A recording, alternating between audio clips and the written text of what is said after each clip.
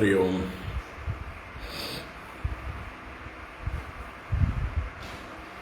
എല്ലാവർക്കും നമസ്കാരം.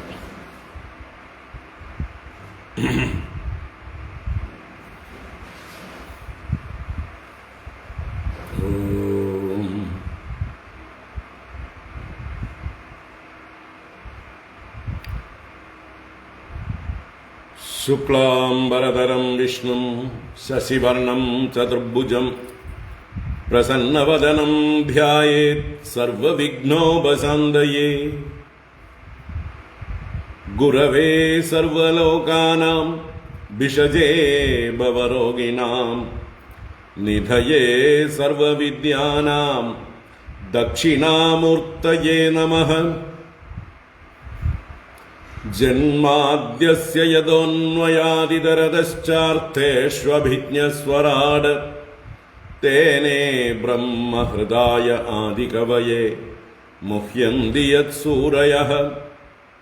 തേജോ വാരിമൃതാം യദാ വിനിമയോ യത്ര ത്രിസർഗോ മൃഷാ ധാംനാ സ്വേന സദാ നിരസ്തകുഹകം സത്യം പരം ധീമഹി. ധർമ്മഃ പ്രോജ്ജിതകൈതവോത്ര പരമോ നിർമ്മൽസരാണാം സതാം. വേദ്യം വാസ്തവമത്ര വസ്തു ശിവദം താപത്രയോന്മൂലനം. ശ്രീമദ്ഭാഗവതേ മഹാമുനികൃതേ കിം വാ പരൈരീശ്വരഃ സദ്യോ ഹൃദ്യവരുധ്യതേത്ര കൃതിഭിഃ ശുശ്രൂഷുഭിസ്തൽക്ഷണാത്. നിഗമകൽപതരോർഗളിതം ഫലം സുഖമുഖാദമൃതദ്രവസംയുതം പിബത ഭാഗവതം രസമാലയം മുഹുരഹോ രസികാ ഭുവി ഭാവുകാഃ. നാരായണം നമസ്കൃത്യ നരം ചൈവ നരോത്തമം ദേവീം സരസ്വതീം വ്യാസം തതോ ജയമുദീരയേത്. യം പ്രവ്രജന്തമനുപേതമപേതകൃത്യം ദ്വൈപായനോ വിരഹകാതര ആജുഹാവ. പുത്രേതി തന്മയതയാ തരവോ വിനേദുഃ തം സർവഭൂതഹൃദയം മുനിമാനതോസ്മി. യസ്വാനുഭാവമഖിലശ്രുതിസാരമേകം അധ്യാത്മദീപമതിതിതീർഷതാം തമോന്തം സംസാരിണാം കരുണയാഃ പുരാണഗുഹ്യം തം വ്യാസസൂനുമുപയാമി ഗുരും മുനീനാം. ലംഘയത്തെ ഗിരിം യത്കൃപാതമഹം വന്ദേ പരമാനന്ദമാധവം. യം ബ്രഹ്മാ വരുണേന്ദ്രരുദ്രമരുതഃ സ്തുന്വന്തി ദിവ്യൈസ്തവൈഃ വേദൈഃ സാംഗപദകാ പശ്യന്തി യം യോഗിനോ യസ്യാന്തം ന വിദുഃ സുരാസുരഗണാഃ. ദേവായ തസ്മൈ നമഃ. കോമളം കൂജയൻ വേണും ശ്യാമളോയം കുമാരകഃ വേദവേദ്യം പരം ബ്രഹ്മ ഭാസതാം പുരതോ മമ. ഭൂതൈർമഹദ്ഭിര്യ ഇമാ പുരോ വിഭുഃ നിർമായശേതേ യദമൂഷു പൂരുഷഃ. ഭുങ്ക്തേ ഗുണാൻ ഷോഡശ ഷോഡശാത്മകഃ സോലങ്കൃഷീഷ്ട ഭഗവാൻ വജാംസി മേ.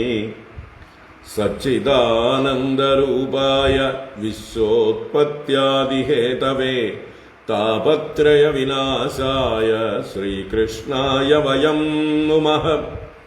കൃഷ്ണായ വാസുദേവായ ഹരയേ പരമാത്മനെ പ്രണതക്ലേശനാശായ ഗോവിന്ദായ നമോ നമഃ.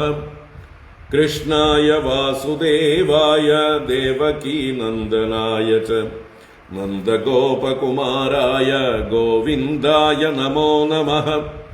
നമഃ പങ്കജനാഭായ നമഃ പങ്കജമാലിനേ നമഃ പങ്കജനേത്രായ നമസ്തേ പങ്കജാംഗ്രയേ.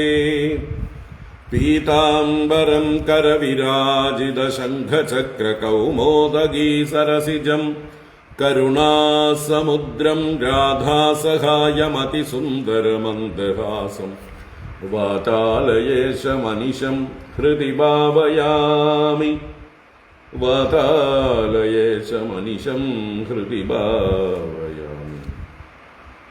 ഓം നമോ ഭഗവതേ വാസുദേവായ. ഓം നമോ നാരായണായ. ഓം ശ്രീ ഗുരുവായൂരപ്പ ശരണം. ഒരു സെക്കൻഡ്.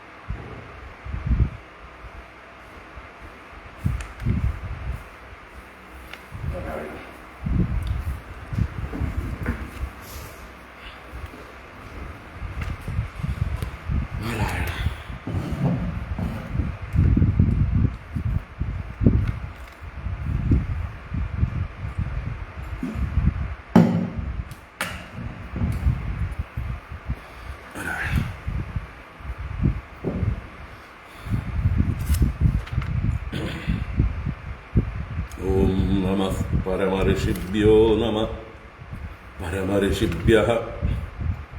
ശ്രീ നാരായണ. ഹരി ഓം. എല്ലാവർക്കും നമസ്കാരം. എല്ലാവർക്കും സുപ്രഭാതം, ശുഭദിനം. ഭാഗവത ജ്ഞാനഗംഗയിലേക്ക് സുസ്വാഗതം, സുസ്വാഗതം.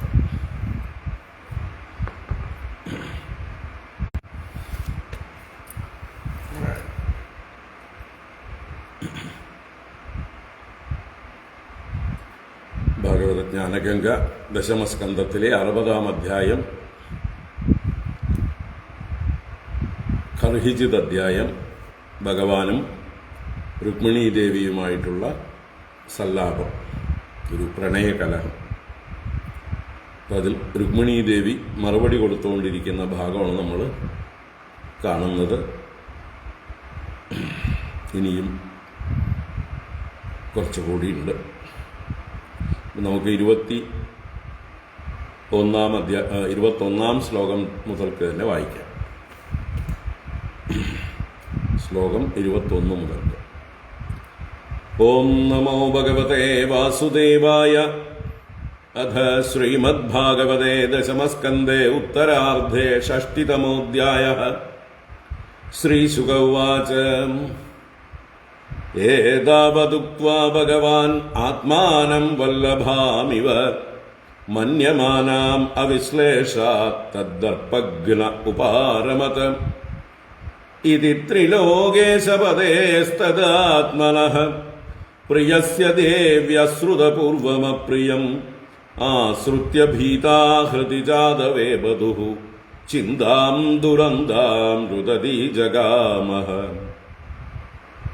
പദാസുജാതേന നഘാരുണശ്രിയ ഭുവം ലിഗന്ധ്യശ്രുവിരഞ്ജനാസിതൈഃ ആസിഞ്ചതി കുങ്കുമരുഷിതൗ സ്തനൗ തസ്തൗ അധോ മുഖ്യതി ദുഃഖരുദ്ധവാക്.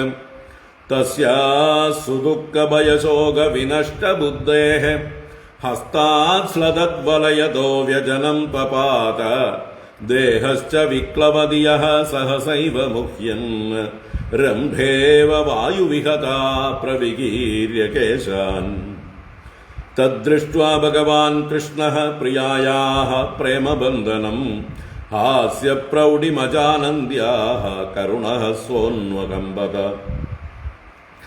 പര്യങ്കാദവരുഹ്യാശു താമുത്ഥാപ്യ ചതുർഭുജഃ കേശാൻ സമുഹ്യ തദ്വക്ത്രം പ്രാമൃജത്പദ്മപാണിനാ. പ്രമൃജ്യാശ്രുകലേ നേത്രേ സ്തനൗ ചോപഹതൗ ശുചാ ആശ്ലിഷ്യ ബാഹുനാ രാജൻ അനന്യവിഷയാം സതീം. സാന്ത്വയാമാസ സാന്ത്വജ്ഞഃ കൃപയാ കൃപണാം പ്രഭുഃ ഹാസ്യപ്രൗഢിഭ്രമച്ചിത്താം അതദർഹാം സതാം ഗതിഃ.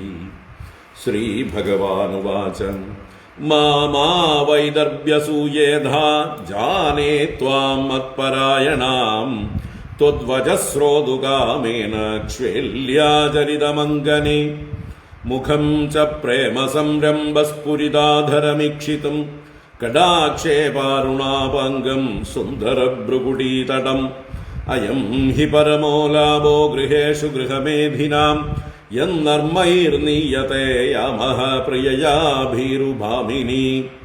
ശ്രീശുക ഉവാച സൈവം ഭഗവതാ രാജൻ വൈദർഭീ പരിസംവിദാ ജ്ഞാത്വാ തത്പരിഹാസോക്തിം പ്രിയത്യാഗഭയം ജഹൗ. ബഭാഷ ഋഷഭം പുംസാം വീക്ഷന്തി ഭഗവന്മുഖം സവ്രീഡഹാസരുചിരസ്നിഗ്ധാഭാംഗേന ഭാരത. രുക്മിണ്യുവാച നന്മേവമേതദരവിന്ദവിലോചനാഃ യദ്വൈ ഭവാൻ ഭഗവതോ അസദൃശീ വിഭൂമ്നഃ ക്വ സ്വേ മഹിമ്യഭിരതോ ഭഗവാൻ ത്രധീശഃ ക്വാഹം ഗുണപ്രകൃതിരജ്ഞഗൃഹീതപാദാം. സത്യം ഭയാദിവ ഗുണേഭ്യ ഉരുക്രമാന്തശ്ചേദേ സമുദ്ര ഉപലംബനമാത്ര ആത്മാ നിത്യം കതീന്ദ്രിയഗണൈകൃതവിഗ്രഹസ്ത്വം ത്വൽസേവകൈർനൃപപദം വിദുദം തമോന്ദം. ത്വൽപാദപദ്മ മകരന്ദജുഷാ മുനീനാം വത്മാസ്ഫുടം നൃപശുഭിർനനു ദുർവിഭാവ്യം. യസ്മാദലൗകികമിവേഹിതമീശ്വരസ്യ ഭൂമന്തവേഹിതമധോ അനുയേ ഭവന്തം. നിഷ്കിഞ്ചനോ നനു ഭവാൻ ന യദോസ്തി കിഞ്ചിത് യസ്മൈ ബലിം ബലിഭുജോ വിഹരന്ത്യജാദ്യാഃ ന ത്വാ വിദന്തി അസുതൃപോന്തകമാഡ്യദാന്താഃ. പ്രേഷ്ടോ ഭവാൻ ബലിഭുജാമപി തേപി തുഭ്യം. ത്വം വൈ സമസ്തപുരുഷാർത്ഥമയ ഫലാത്മാ യദ്വാഞ്ഛയാ സുമതയോ വിസൃജന്തി കൃഷ്ണം. തേഷാം വിഭോ സമുചിതോ ഭവതഃ സമാജഃ പുംസസ്ത്രിയാശ്ചരതയോഃ സുഖദുഃഖിനോർന. ത്വം ന്യസ്തദണ്ഡമുനിഭിർഗതിദാനുഭാവഃ ആത്മാത്മദശ്ച ജഗദാമിതി മേ വൃതോസി. ഹിത്വാ ഭവദ്ബ്രുവൗദീരിതകാലവേഗദോസ്താശിഷോബ്ജഭവനാകപതീൻ കുതോന്യേ. ജാഡ്യം വചസ്തവ ഗദാഗ്രജ യസ്തു ഭൂപാൻ വിദ്രാവ്യശാർംഗനിനദേന ജഹർത്തമാം ത്വം സിംഹോ യദാ സ്വബലിമീശ പശൂൻ സ്വഭാഗം തേഭ്യോ ഭയാത് യദുദതിം ശരണം പ്രപന്നഃ. യദ്വാഞ്ഛയാ നൃപശിഖാമണയോംഗവൈന്യജായന്തനാഹുഷഗയാദയ ഐകപത്യം രാജ്യം വിസൃജ്യ വിവിശുർവനമംബുജാക്ഷ. സീദന്തി തേനു പദവീം തൈഹാസ്തിദാ കിം. കാന്യം ശ്രയേത തവ പാദസരോജഗന്ധമാഗ്രായ സന്മുഖരിതം ജനതാപവർഗം.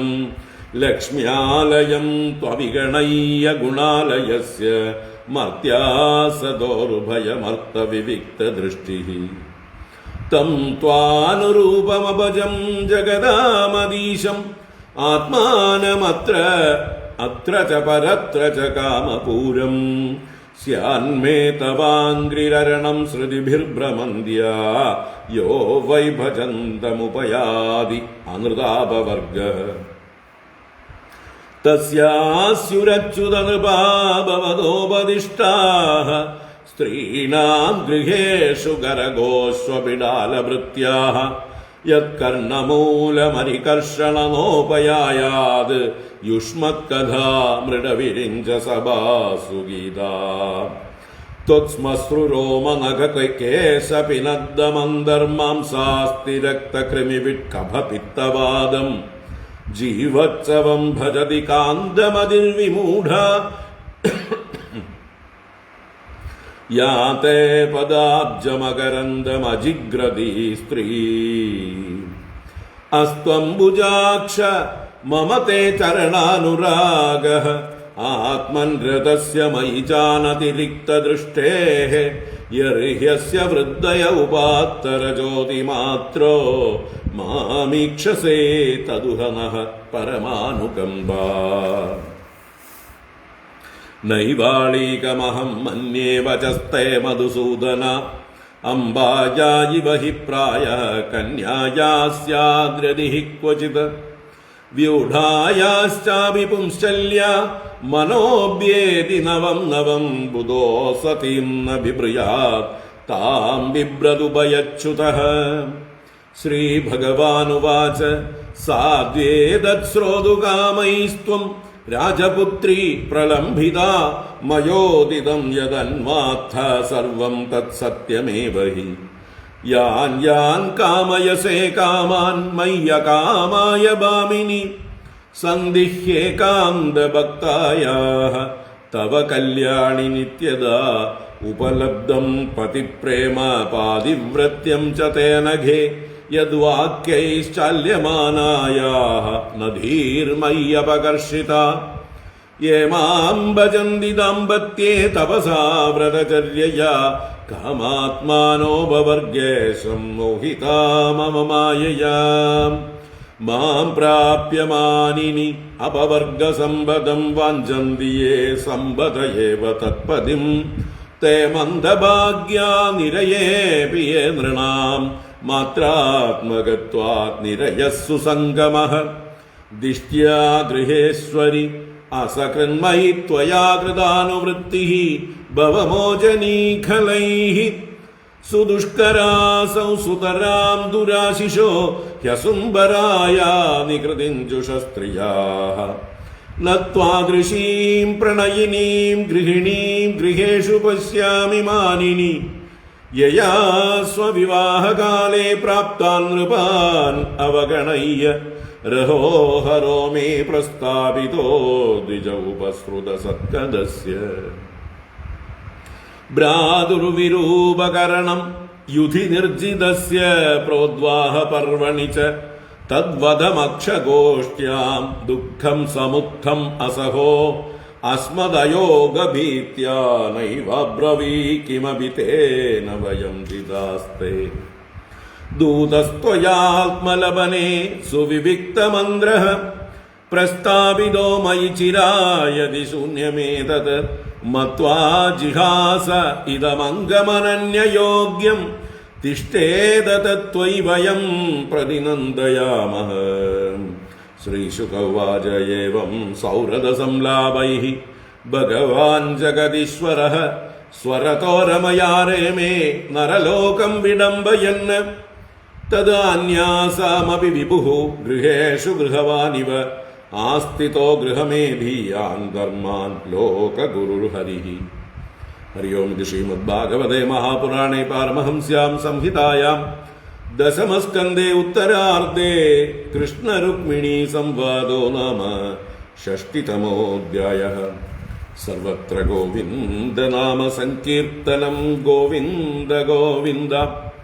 നാരായണാഖില ഗുരോ ഭഗവൻ നമസ്തേ. നാരായണാഖില ഗുരോ ഭഗവൻ നമസ്തേ. നാരായണാഖില ഗുരോ ഭഗവൻ നമസ്തേ. നാരായണ.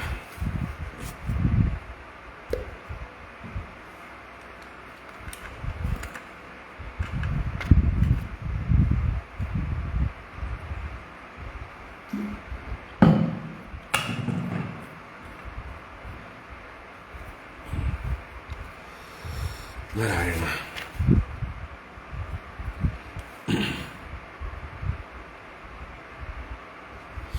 എല്ലാവർക്കും ഒരിക്കൽ കൂടെ നമസ്കാരം. എല്ലാവർക്കും സുപ്രഭാതം. ഭാഗവത ജ്ഞാനഗംഗയിലേക്ക് സുസ്വാഗതം. സുസ്വാഗതം. ഭഗവാന്റെ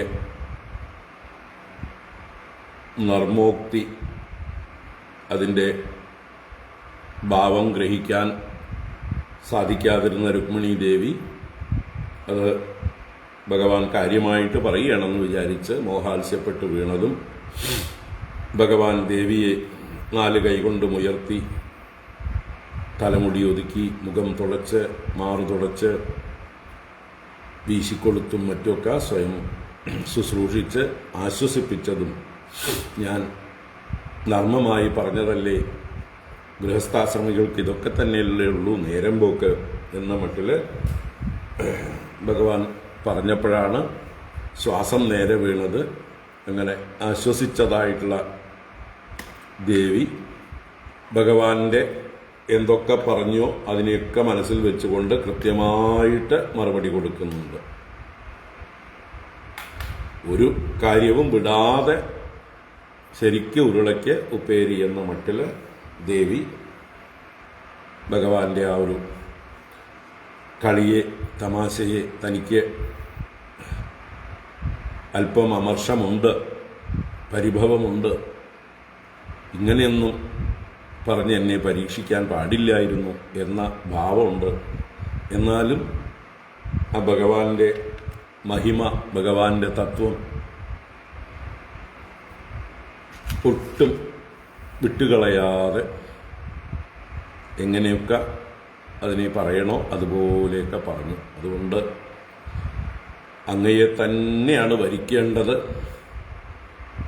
അങ്ങയെ മാത്രമേ ഞാൻ വരിക്കൂ, വേറെ ഒരാളെയും എന്നെ കൊണ്ട്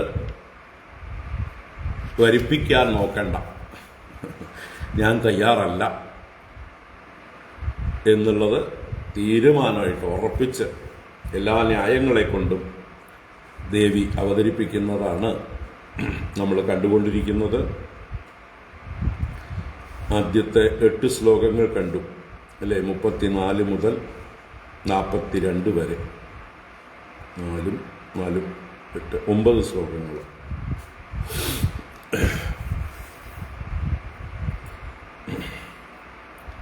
അപ്പം അങ്ങേക്ക് സദൃശിയല്ല ഞാൻ, അല്ലെങ്കിൽ എനിക്ക് സദൃശനല്ല അങ്ങ് എന്ന് നമ്മൾ തമ്മിലുള്ള ചർച്ചയെക്കുറിച്ച് പറഞ്ഞിരുന്നു. ശരിയാണ്, നമ്മൾ തമ്മിലൊട്ടും ചർച്ചയില്ല. അങ്ങ് എവിടെ കിടക്കുന്നു, ഞാൻ എവിടെ കിടക്കുന്നു. അങ്ങ് വിഭൂമാവും ഭഗവാനും സ്വന്തം മഹിമയിൽ അഭിരമിക്കുന്നവനുമായ 3 ലോകങ്ങളുടെയും ഈശനാണ്. അങ്ങനെയുള്ള അങ്ങ് എവിടെ കിടക്കുന്നു. ഈ ഗുണപ്രകൃതിയും അജ്ഞന്മാരാൽ മാത്രം ആശ്രയിക്കപ്പെടുന്നവളുമായിട്ടുള്ള അല്പയായ ഞാൻ എവിടെ കിടക്കുന്നു. അതുപോലെ അങ്ങ് രാജാക്കന്മാരെ ഭയന്ന് സമുദ്രമധ്യത്തിൽ വസിക്കുന്നു എന്ന് പറഞ്ഞത് സത്യം തന്നെ. കാരണം ഇന്ദ്രിയങ്ങളാകുന്ന ശത്രുക്കളിൽ നിന്ന്, രാജാക്കന്മാരിൽ നിന്ന് വിഗ്രഹം ചെയ്ത് അങ്ങ് അന്തശ്വേതയെ ഉള്ളിൽ ശയിക്കുകയാണ്, ഉപലംബന മാത്ര ആത്മസ്വരൂപനായിട്ട്. സത്യം തന്നെയാണ്. ഇനി എനിക്ക് രാജപദവിയൊന്നും ഇല്ല എന്ന് പറഞ്ഞതും സത്യം തന്നെ. തൊൽ സേവകൈർ നൃപപദം വിദുതം തമോന്തം. അങ്ങയുടെ സേവകന്മാർ പോലും ഈ അന്തം തമസ്സായിരിക്കുന്ന നരക തുല്യമായിരിക്കുന്ന രാജപദവിയെ വലിച്ചെറിഞ്ഞു പോകുന്നു. അപ്പോൾ പിന്നെ അങ്ങേക്ക് രാജപദവി ഇല്ല എന്ന് പറയുന്നതിൽ എന്താ ഇപ്പോൾ വിശേഷമുള്ളത്? അങ്ങേക്ക് അതിൻ്റെ ആവശ്യം എന്താണ്?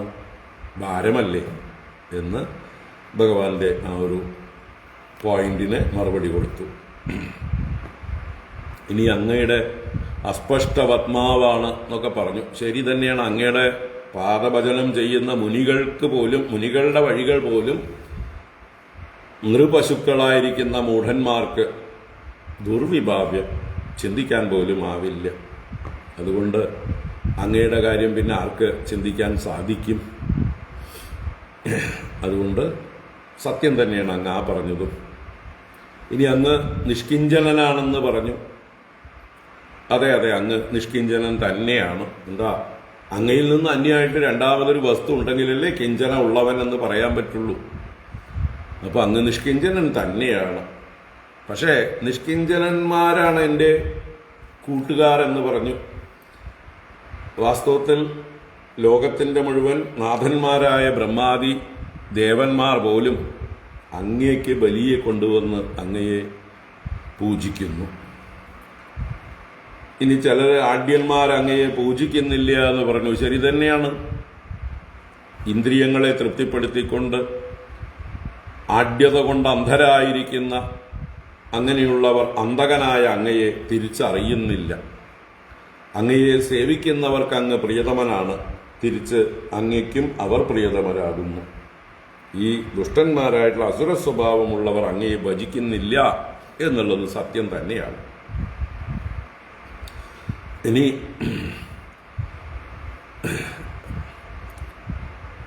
അങ്ങ് സമനല്ലാത്തത് കൊണ്ട് അങ്ങയെ ഭജിക്കേണ്ടിയിരുന്നില്ല എന്നൊക്കെ പലപ്പോഴും പറഞ്ഞു. അങ്ങയെ ഭജിക്കുന്നവർക്ക് വിഷമമുണ്ടാകും എന്നൊക്കെ പറഞ്ഞുവല്ലോ. വാസ്തവത്തിൽ അങ്ങ് ആരാണ്? സമസ്ത പുരുഷാർത്ഥമയനും ഫലാത്മാവുമാണ്. എല്ലാ പുരുഷാർത്ഥങ്ങളും അങ്ങയിൽ നിന്നാണ്, എല്ലാ ഫലങ്ങളും അങ്ങയിൽ നിന്നാണ്. പരമപുരുഷാർത്ഥമായ മോക്ഷവും അങ്ങയിൽ നിന്ന് തന്നെയാണ്. സുമതികളായിരിക്കുന്ന ആളുകൾ എല്ലാം ഉപേക്ഷിക്കുന്നു, അത് അങ്ങയുടെ പാദത്തെ പ്രാപിക്കാനായിക്കൊണ്ട്. അങ്ങനെയുള്ളവർക്ക് അങ്ങയുടെ സമാഗമം, അങ്ങയുമായിട്ടുള്ള സംയോഗം ഏറ്റവും ഉചിതമായിട്ടുള്ളതാകുന്നു. എന്നാൽ സ്ത്രീ പുരുഷന്മാർ പരസ്പരം രതിക്കായിക്കൊണ്ട് ആശ്രയിക്കുമ്പോൾ അവർക്കുണ്ടാകുന്നത് സുഖദുഃഖങ്ങൾ മാറി മാറിയാണ്. അങ്ങനെയുള്ള സംസാരികളായിട്ടുള്ളവർക്ക് അങ്ങയുമായിട്ടുള്ള സംയോഗം ലഭിക്കുകയില്ല. അവർ ഭജിക്കുന്നത് സംസാരത്തെയാണ്, അവർ ഭജിക്കുന്നത് സുഖദുഃഖങ്ങളെയാണ്.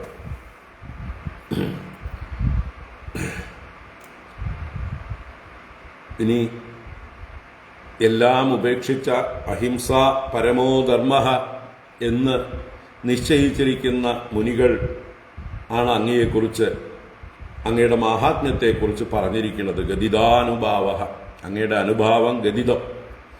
അങ്ങ് എല്ലാവരുടെയും ആത്മാവുമാകുന്നു, എല്ലാവർക്കും അങ്ങയെ തന്നെ കൊടുക്കുന്നവനുമാകുന്നു. അതുകൊണ്ടാണ് ഞാൻ അങ്ങയെ വരിച്ചത്. ന്യസ്തദണ്ഡന്മാരായിട്ടുള്ള മുനികൾ ഒരിക്കലും നുണ പറയില്ലേ? അതുകൊണ്ടാണ് അല്ലേ? അഹിംസാവാദികളായ നിസ്വാർത്ഥരായ സാധുക്കളായ മുനികൾ എപ്പോഴെങ്കിലും എന്തെങ്കിലും കാര്യസാധ്യത്തിന് വേണ്ടി നുണ പറയുമോ? അവർക്കൊരു കാര്യസാധ്യമില്ല, നുണ പറയേണ്ട ഒരാവശ്യവുമില്ല. അതുകൊണ്ട് ഞാൻ അങ്ങയെ തന്നെ അവർ പറഞ്ഞതിനെ വിശ്വസിച്ചു. അവരെയാണ് വിശ്വസിക്കേണ്ടത്, അല്ലാതെ നുണ പറയുന്ന നാട്ടുകാരെ അല്ല, അല്ലേ? ഇന്നത്തെ ലോകത്തിലും അതെ, നുണ പറയുന്ന രാഷ്ട്രീയക്കാരോ നുണ പറയുന്ന സാംസ്കാരിക നായകന്മാരെന്ന പട്ടം ചാർത്തി കിട്ടപ്പെട്ടിട്ടുള്ളവരോ, നുണ പറയുന്ന സിനിമാ നടന്മാരോ, നുണ പറയുന്ന മാപ്രകളോ, അവരെയൊന്നുമല്ല വിശ്വസിക്കേണ്ടത്. വിശ്വസിക്കേണ്ടത് ആരെയാണ്? ആരിൽ നിന്നും ഒരു പ്രതീക്ഷയുമില്ലാതെ എല്ലാവർക്കും നന്മ വരണം എന്ന് ആഗ്രഹിക്കുന്ന സജ്ജനങ്ങളെ, ആചാര്യന്മാരെ, സന്യാസിവര്യന്മാരെ. കാരണം അവരെല്ലാം ത്യജിച്ചു വന്നവരാണ്. അവരാരെയും ഉപദ്രവിക്കാൻ ഉദ്ദേശിച്ച് വരുന്നവരല്ല, ആരെയും ചൂഷണം ചെയ്ത് എന്തെങ്കിലും നേടാൻ വരുന്നവരല്ല. അതുകൊണ്ട് അവരെയാണ് വിശ്വസിക്കേണ്ടത്, അല്ലാതെ വഴിപോക്കന്മാരെയല്ല, സ്വാർത്ഥന്മാരെയല്ല, ഹിംസാ സ്വഭാവമുള്ളവരെയല്ല വിശ്വസിക്കേണ്ടത് എന്ന് ഇവിടെ രുക്മിണി ലോകത്തിന് പറഞ്ഞു തരികയാണ്. അങ്ങയെക്കുറിച്ച് ഏതൊക്കെയോ താടിക്കാരെന്തൊക്കെയോ പറഞ്ഞു, അതൊക്കെ വിശ്വസിച്ചിട്ടാണല്ലോ നീ എന്നെ സ്വീകരിച്ചത് എന്ന് ഭഗവാൻ ചോദിച്ചതിന് അത് നന്നായി എന്ന് തന്നെയാണ് പറയണത്. പിന്നല്ലാതെ ആരെയാ ഞാൻ വിശ്വസിക്കേണ്ടത്? ആര് പറഞ്ഞതാ കേൾക്കേണ്ടത്? കണ്ണിക്കണ്ട ആടുമാട് മേയ്ക്കുന്ന പിള്ളേരുടെ വാക്കാണോ സ്വീകരിക്കേണ്ടത്? ലൗകികന്മാരായ സ്വാർത്ഥന്മാരായ ആളുകളുടെ വാക്കുകളാണോ സ്വീകരിക്കേണ്ടത്? ഒരിക്കലുമല്ല. ത്വം ന്യസ്തദണ്ഡ മുനിഭിഹി ഗതിദാനുഭാവ. അങ്ങയെ തന്നെ നൽകുന്നവനാണ്. ആത്മതശ്ച ജഗദാമിതി മേ വൃതോസി. എന്നാൽ അങ്ങ് വരിക്കപ്പെട്ടത് അതൊക്കെ കൊണ്ടാണ്, അങ്ങയുടെ എല്ലാ യോഗ്യതകളും കൊണ്ടാണ്. അങ്ങയുടെ പുരികക്കൊടി ഒന്ന് ചലിച്ചാൽ തന്നെ വീഴുന്നവരാണ് ബ്രഹ്മാവും ഇന്ദ്രനും അവരുടെ പദവിയുമൊക്കെ. അങ്ങനെയുള്ളവരെ തന്നെ ഭജിക്കാൻ കൊള്ളില്ല. അപ്പൊ പിന്നെ മറ്റുള്ള ലൗകികന്മാരായിട്ടുള്ള ഈ പറഞ്ഞ പ്രാകൃതന്മാരായിട്ടുള്ള ശിശുപാലാദികളുടെ കാര്യം പറയേണ്ടതുണ്ടോ?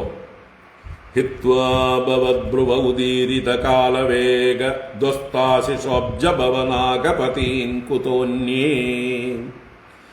അബ്ജഭവനും നാഗപതിയും പോലും അങ്ങയുടെ പുരികക്കൊടിയുടെ ചലനം കൊണ്ട് വീണുപോകുന്നവരാണ്.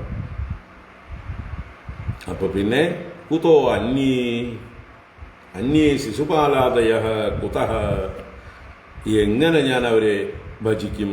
എങ്ങനെ ഞാൻ അവരെ വരിക്കും? അല്പന്മാരാണ്, നിസ്സാരന്മാരാണ്, എപ്പോൾ വേണമെങ്കിൽ കാറ്റ് പോകാവുന്നവരാണ്. അങ്ങനെയുള്ളവരെ അല്ല ഞാൻ ഭജിക്കുന്നത്. ഇനി അങ്ങ് പറഞ്ഞില്ലേ, ഞാൻ രാജാക്കന്മാരെ ഭയന്നിട്ടാണ് സമുദ്രത്തിലേക്ക് പോയത് എന്ന്. അത് ജാഡ്യമല്ലേ? അങ്ങയുടെ വാക്ക് വൃഥാ പറഞ്ഞതല്ലേ?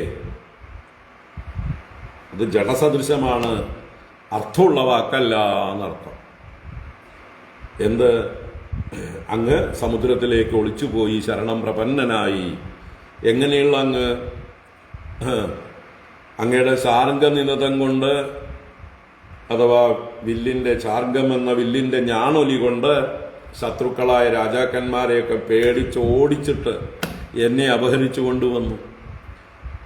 എങ്ങനെയാണോ സിംഹം മറ്റു മൃഗങ്ങളെയെല്ലാം ഓടിച്ച് അതിന്റെ ഭാഗത്തെ അപഹരിച്ചു കൊണ്ടുപോകുന്നത്, അതുപോലെ സിംഹത്തെ പോലെ വന്ന് പരാക്രമം കാണിച്ച് എന്നെ തട്ടിക്കൊണ്ടുവന്ന അങ്ങ് ഏത് രാജാക്കന്മാരെയാ ഭയപ്പെടുന്നത്? അതോ രാജാക്കന്മാർ അങ്ങയെ ഭയപ്പെടുന്നുവോ?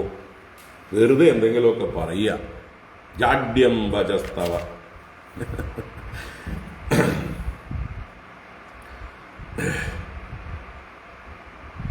ഇനി അങ്ങ് പറഞ്ഞില്ലേ, അങ്ങയെ ആശ്രയിക്കുന്നവർ സീതന്തി എന്ന്. സ്ത്രീകളും മറ്റുമൊക്കെ എന്നെ പോലെയുള്ള ഉദാസീനന്മാരെ ആശ്രയിച്ചാൽ അവർക്ക് ജീവിതം നിരാശയായിരിക്കും, ദുഃഖമായിരിക്കും, തളർച്ചയായിരിക്കും, കഷ്ടപ്പാടുകളായിരിക്കും. സീതന്തി തേ അനുപദവീം എന്ന് പറഞ്ഞുല്ലോ. എന്നാൽ അങ്ങയുടെ പദവിയെ പ്രാപിക്കാൻ വേണ്ടിയിട്ടാണല്ലോ നൃപശിഖാമണയ അംഗവൈന്യ ജായന്ത നാഹുഷ ഗയാദയ ഐകപത്യം രാജ്യം വിസൃജ്യ. വേറൊരു പതിയില്ലാത്ത ഏകപതിയുള്ള താൻ തന്നെ പതിയായിരിക്കുന്ന ആ രാജ്യത്തെ ഉപേക്ഷിച്ച് വനം വിവിശുഹു, വനത്തെ പ്രവേശിച്ചില്ലേ. അങ്ങനെയുള്ള അവരെല്ലാം ആ തേ അനുപദവീം ആസ്ഥിതാഹ ഇഹ സീതന്തി കിം. അങ്ങയുടെ പദവിയെ പ്രാപിച്ചവർ അവരെല്ലാം സീതന്തി, അവരെല്ലാം തളർന്നിരിക്കുകയാണോ? അവരെല്ലാം ക്ഷയിച്ചിരിക്കുകയാണോ? അവരെല്ലാം കഷ്ടപ്പെടുകയാണോ? പറയൂ, സത്യം പറയണം. ഒരിക്കലും അവർ കഷ്ടപ്പെടുന്നില്ല, അവരെല്ലാം ആനന്ദിക്കുന്നു. അപ്പൊ പിന്നെ അങ്ങയെ ആശ്രയിച്ച ഞാനും ഒരിക്കലും ന സീതന്തി. ഇനി അങ്ങയുടെ പാദകമലത്തിന്റെ ഗന്ധം ആഗ്രായ മണത്തിട്ട് അത് സജ്ജനങ്ങളാൽ കീർത്തിക്കപ്പെടുന്നതും ജനതയുടെ മുഴുവൻ മോക്ഷസ്ഥാനവും എല്ലാ ദുഃഖനിവൃത്തിയുടെ സ്ഥാനവുമായിരിക്കുന്നതും ലക്ഷ്മിയുടെ വാസസ്ഥാനവുമായിരിക്കുന്ന അങ്ങയുടെ ആ പാദസരോജത്തെ അവിഗണയ്യ, അതിനെ അവഗണിച്ചുകൊണ്ട് ആ ഗുണാലയനായിരിക്കുന്ന അങ്ങയുടെ പാദകമലത്തെ അല്ലാതെ വേറെ ആരെ ആശ്രയിക്കണം? കാ അന്യം ശ്രയേത. ഏതൊരുവളാണ് വേറൊരുവനെ ആശ്രയിക്കുക? കാമർത്യ. കാരണം സദാ ഉരുഭയം അർത്ഥവിവിക്ത ദൃഷ്ടി. മറ്റുള്ളവരെ ആശ്രയിച്ചാൽ എപ്പോഴും ഭയം മാത്രമേ ഉള്ളൂ. എപ്പോ നഷ്ടപ്പെടും എന്നുള്ള ഭയം, സദാ ഉരുഭയം. അപ്പൊ അർത്ഥവിവിക്ത ദൃഷ്ടിയായിരിക്കുന്ന കാമർത്യ, എല്ലാ കാര്യങ്ങളും പ്രയോജനത്തെയെല്ലാം വേണ്ട പോലെ വിവേചിച്ചറിയാൻ കഴിവുള്ള ഏത് സ്ത്രീയാണ് അന്യം ശ്രയേത? വേറൊരാളെ ആശ്രയിക്കുക.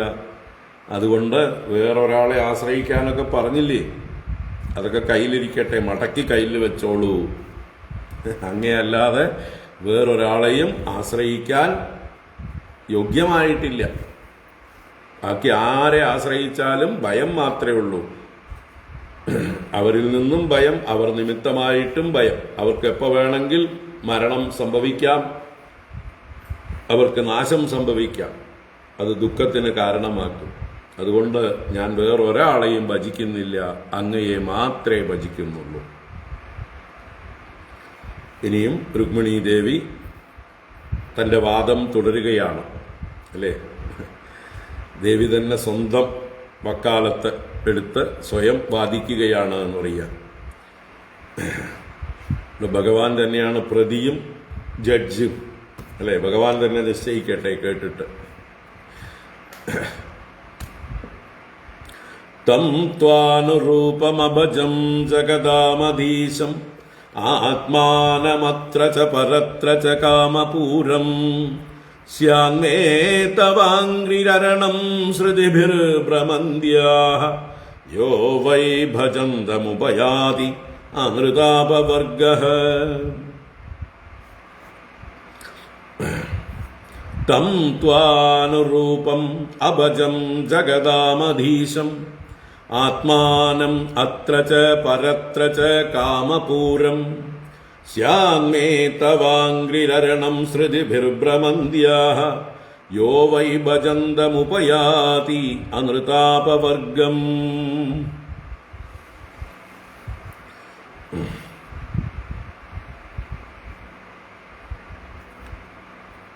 അപ്പോ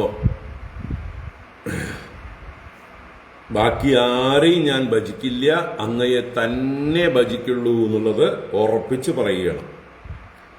എന്താണ്? തം ത്വാ അനുരൂപം അഭജം. തം അങ്ങനെയുള്ളവനായ ത്വാം അങ്ങയെ, മുമ്പേ പറഞ്ഞ എല്ലാ ഗുണങ്ങളോടും കൂടിയവനായ അങ്ങയെ അനുരൂപം, എനിക്ക് വാസ്തവത്തിൽ അനുരൂപൻ അങ്ങ് തന്നെയാണ്. എൻ്റെ ആഗ്രഹങ്ങളൊക്കെ സാധിച്ചു തരാൻ കഴിവുള്ള ഒരാളല്ലേ അനുരൂപനാവുക? അല്ലാതെ എനിക്ക് ദുഃഖം തരുന്നവൻ എങ്ങനെയാ അനുരൂപനാവുക? അതുകൊണ്ട് അനുരൂപനായ അങ്ങയെ അഹം അഭജം, ഞാൻ ഭജിച്ചു. അങ്ങ് ആരാണ്? ജഗതാം അധീശം, എല്ലാ ലോകത്തിൻ്റെയും അധീശനാണ്, സർവനിയന്താവാണ് അങ്ങ്. അപ്പൊ അങ്ങനെയുള്ള അങ്ങയെ ഭജിച്ചാൽ ഈ ലോകങ്ങളൊക്കെ എനിക്ക് അനുകൂലമായി തീരും. അങ്ങയുടെ പത്നിയാണ് ഞാനെന്നുള്ളതായിട്ടുള്ള ഒരു ഭാഗ്യം, അങ്ങയുടെ ഭക്തയാണ് ഞാനെന്നുള്ളതായിട്ടുള്ള ഒരു ആനുകൂല്യം തീർച്ചയായിട്ടും ഈ ജഗത്ത് മുഴുവൻ എനിക്ക് അനുകൂലമായി തീരും. അപ്പൊ ജഗതാം അധീശം ത്വാം അനുരൂപം അഹം അഭജം. ഈ ജഗത്തിന് അധീശനായിരിക്കുന്ന, എനിക്ക് അനുരൂപനായിരിക്കുന്ന അങ്ങയെ ഞാൻ ഭജിച്ചു. അങ്ങ് എങ്ങനെയുള്ളവനാണ്? അത്ര പരത്ര ച കാമപൂരം. അത്ര ഈ ലോകത്തിലും, പരത്ര പരലോകത്തിലും, കാമപൂരം എല്ലാ കാമങ്ങളെയും പൂർത്തീകരിക്കാൻ കഴിവുള്ളവനാണ്.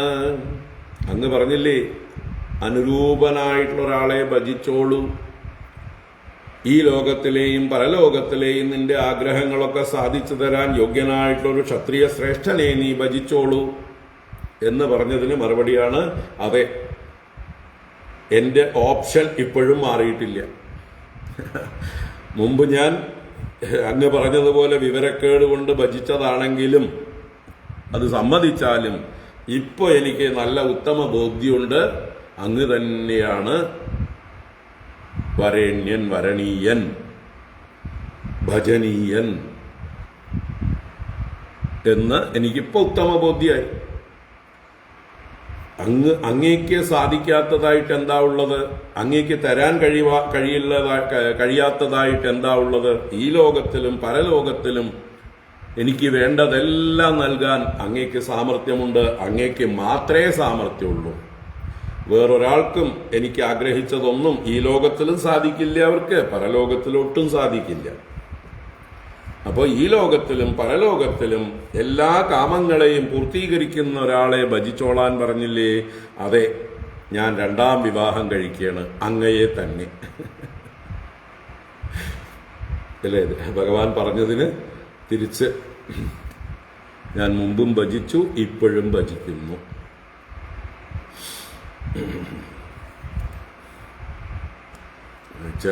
ഇപ്പോഴൊക്കെ ധാരാളമായിട്ട് നടക്കുന്നുണ്ട്. ചില ആളുകൾ വിവാഹം കഴിച്ച് പരസ്പരം ചെറിയ ചെറിയ നിസ്സാര കാര്യങ്ങൾക്ക് കലഹിച്ച് അവസാനം കോടതിയിലെത്തും, ഡൈവോഴ്സിലെത്തും. ഡൈവോഴ്സിൻ്റെ വിധി പറയാൻ നേരത്തായിരിക്കും ഒരു പുനരാലോചനയ്ക്ക് കുറച്ച് ഇത് കൊടുക്കും, ഒരു 6 മാസം എന്തോ കൊടുക്കും, കൗൺസലിംഗ് ഒക്കെ കൊടുക്കും. അപ്പോഴാണ് പിരിഞ്ഞിരുന്ന് ആ ഒരു വാക്വം ആ ഒരു വോയിഡ് അനുഭവിക്കുമ്പോഴാണ് എത്ര നല്ല ആളായിരുന്നു എന്ന് പരസ്പരം ചിന്തിക്കുക. എന്തിൻ്റെ കുഴപ്പമായിരുന്നു എനിക്ക്? അഹങ്കാരം കൊണ്ട് ആരൊക്കെയോ എന്നെ മൂപ്പിച്ചതും കൊണ്ട് എടുത്തു ചാടി. അല്ലേ? നമ്മളെ മൂപ്പിക്കാനും ആൾക്കാരുണ്ടാവും, സ്വന്തം അച്ഛനമ്മമാരടക്കം. അവരും അവരുടെ അഹങ്കാരം കൊണ്ടും അഭിമാനം കൊണ്ടും അല്ലെങ്കിൽ മകനോടുള്ള അമിത ലാളന കൊണ്ടും ഒക്കെ ആയിട്ട് തമ്മിൽ അടുപ്പിക്കും, ഒന്നുകൂടെ മൂപ്പിക്കും. അപ്പം അതൊക്കെ കേട്ട് പരസ്പരം തിരിയാനൊക്കെ തീരുമാനിച്ചിരുന്നവർ അവസാനം ചിലപ്പോൾ ചിലർ ഡൈവോഴ്സ് കഴിഞ്ഞിട്ട് പിന്നെയും വിവാഹം കഴിച്ചവരുണ്ട്. ഡൈവോഴ്സ് കഴിഞ്ഞു, അത് കഴിഞ്ഞ് വേറെ വിവാഹാലോചനകളൊക്കെ നോക്കുകയൊക്കെ ചെയ്തു. ചിലപ്പോൾ ഒന്ന് ചെയ്തിട്ടുണ്ടാവും. അത് കഴിഞ്ഞപ്പോഴാണ് മുമ്പത്തതിൻ്റെ ഗുണം മനസ്സിലായത്. അപ്പോൾ ഇപ്പോൾ ലേറ്റസ്റ്റ് എടുത്ത തീരുമാനം തെറ്റിപ്പോയി എന്ന് പറഞ്ഞ് അതിനെ ഉപേക്ഷിച്ചിട്ട് പഴയ ആൾ തന്നെയാണ് നല്ലത്, അവൈലബിളാണ്. ഇന്ന് നടന്നുകൊണ്ടിരിക്കുന്നുണ്ട് എന്ന് പറയാം. വിഡ്ഢികൾ, എടുത്തുചാട്ടക്കാരാണ്. വേണ്ട പോലെ കിട്ടിയിട്ടുള്ള ആ ഒരു നന്മകളെ ഒന്നും കാണാൻ കഴിവില്ലാതെ കിട്ടാത്തതിനെ മാത്രം കാണുന്ന ദോഷൈക ദൃക്കുകളായി പരസ്പരം. അപ്പൊ ഇവിടെ ഭഗവാൻ രുക്മിണിക്ക് ഒരു സെക്കൻഡ് ചാൻസ് കൊടുത്തതാണ്. വേറെ ശ്രേഷ്ഠന്മാരായ ആരെങ്കിലും പോയി നീ വിവാഹം കഴിച്ചോളൂ, ഞാൻ നിന്നെ ഫ്രീ ആക്കിയിരിക്കുന്നു, നിനക്ക് വിവാഹമോചനം തന്നിരിക്കുന്നു എന്ന് ഭഗവാൻ പ്രഖ്യാപിച്ചതാണ്. അപ്പോഴാണ് ദേവി പറയുന്നത്, ഞാൻ ഇനിയും അങ്ങയെ തന്നെ വിവാഹം കഴിക്കുള്ളൂ. കാരണം അങ്ങയെപ്പോലെ യോഗ്യത വേറെ ആർക്കും ഞാൻ കാണുന്നില്ല.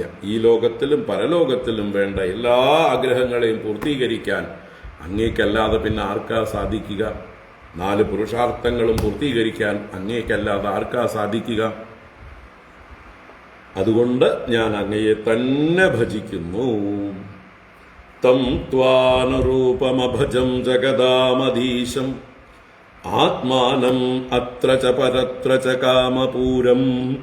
അപ്പോ അത്ര പരത്ര കാമപൂരം ആത്മാനം, എല്ലാവരുടെയും ആത്മാവാണ് അങ്ങ്, എന്റെയും ആത്മാവാണ്. ആത്മാവായിട്ടുള്ള അങ്ങയെ എനിക്ക് എങ്ങനെ ഉപേക്ഷിക്കാൻ കഴിയും? ആർക്കും അങ്ങേക്ക് എന്നെയും ഉപേക്ഷിക്കാൻ പറ്റില്ല, എനിക്ക് അങ്ങയെയും ഉപേക്ഷിക്കാൻ പറ്റില്ല. അങ്ങെന്റെ ആത്മാവാണ്. അതുകൊണ്ട് ആത്മാവായിരിക്കുന്ന അങ്ങയെ തന്നെ, എല്ലാവർക്കും അവനവന്റെ ആത്മാവിനോടല്ലേ പ്രിയം, അല്ലേ? ആത്മനസ്തു കാമായ സർവം പ്രിയം ഭവതി. ഭാര്യ ഭർത്താവിന് പ്രിയയാകുന്നത് തനിക്ക് പ്രിയം ചെയ്യുന്നത് കൊണ്ടാണ്. ഭർത്താവിനെ ഭാര്യയ്ക്ക് പ്രിയമാകുന്നത് തനിക്ക് പ്രിയം ചെയ്യുന്നത് കൊണ്ടാണ്. മക്കൾ നമുക്ക് പ്രിയമായിരിക്കുന്നത് നമുക്ക് അനുകൂലമായി നിൽക്കുന്നത് കൊണ്ടാണ്.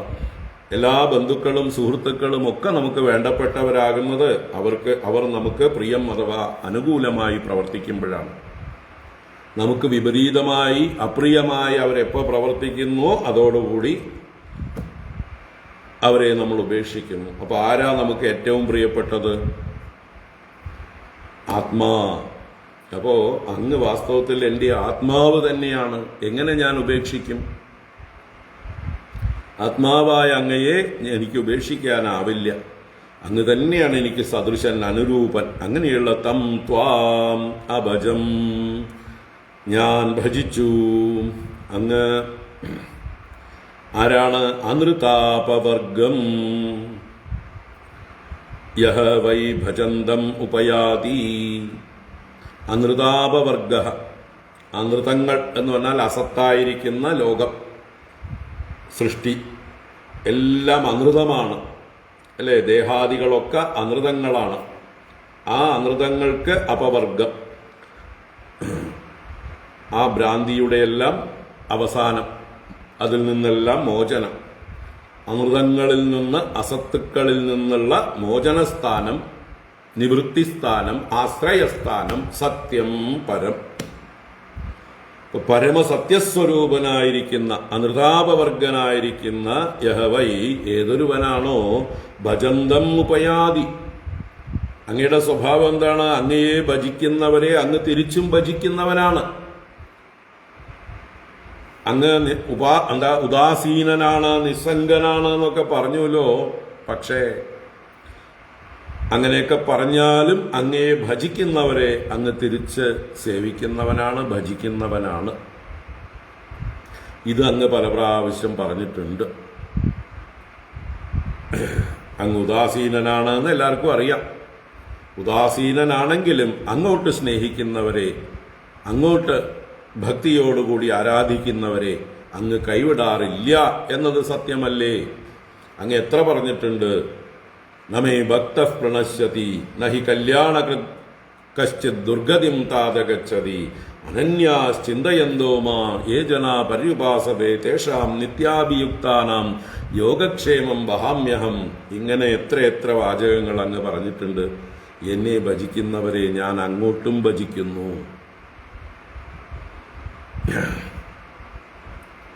ആരെന്നെ എങ്ങനെ ഭജിക്കുന്നുവോ അവരെ ഞാൻ അങ്ങനെ തിരിച്ചു ഭജിക്കുന്നു. ഇങ്ങനെ പല പ്രാവശ്യം അങ്ങയുടെ ഉപദേശങ്ങളിലൊക്കെ പറഞ്ഞിട്ടുണ്ട്. അതുകൊണ്ട് തിരിച്ചു ഭജിക്കുന്നവരെ വേണ്ടേ ഭജിക്കാൻ?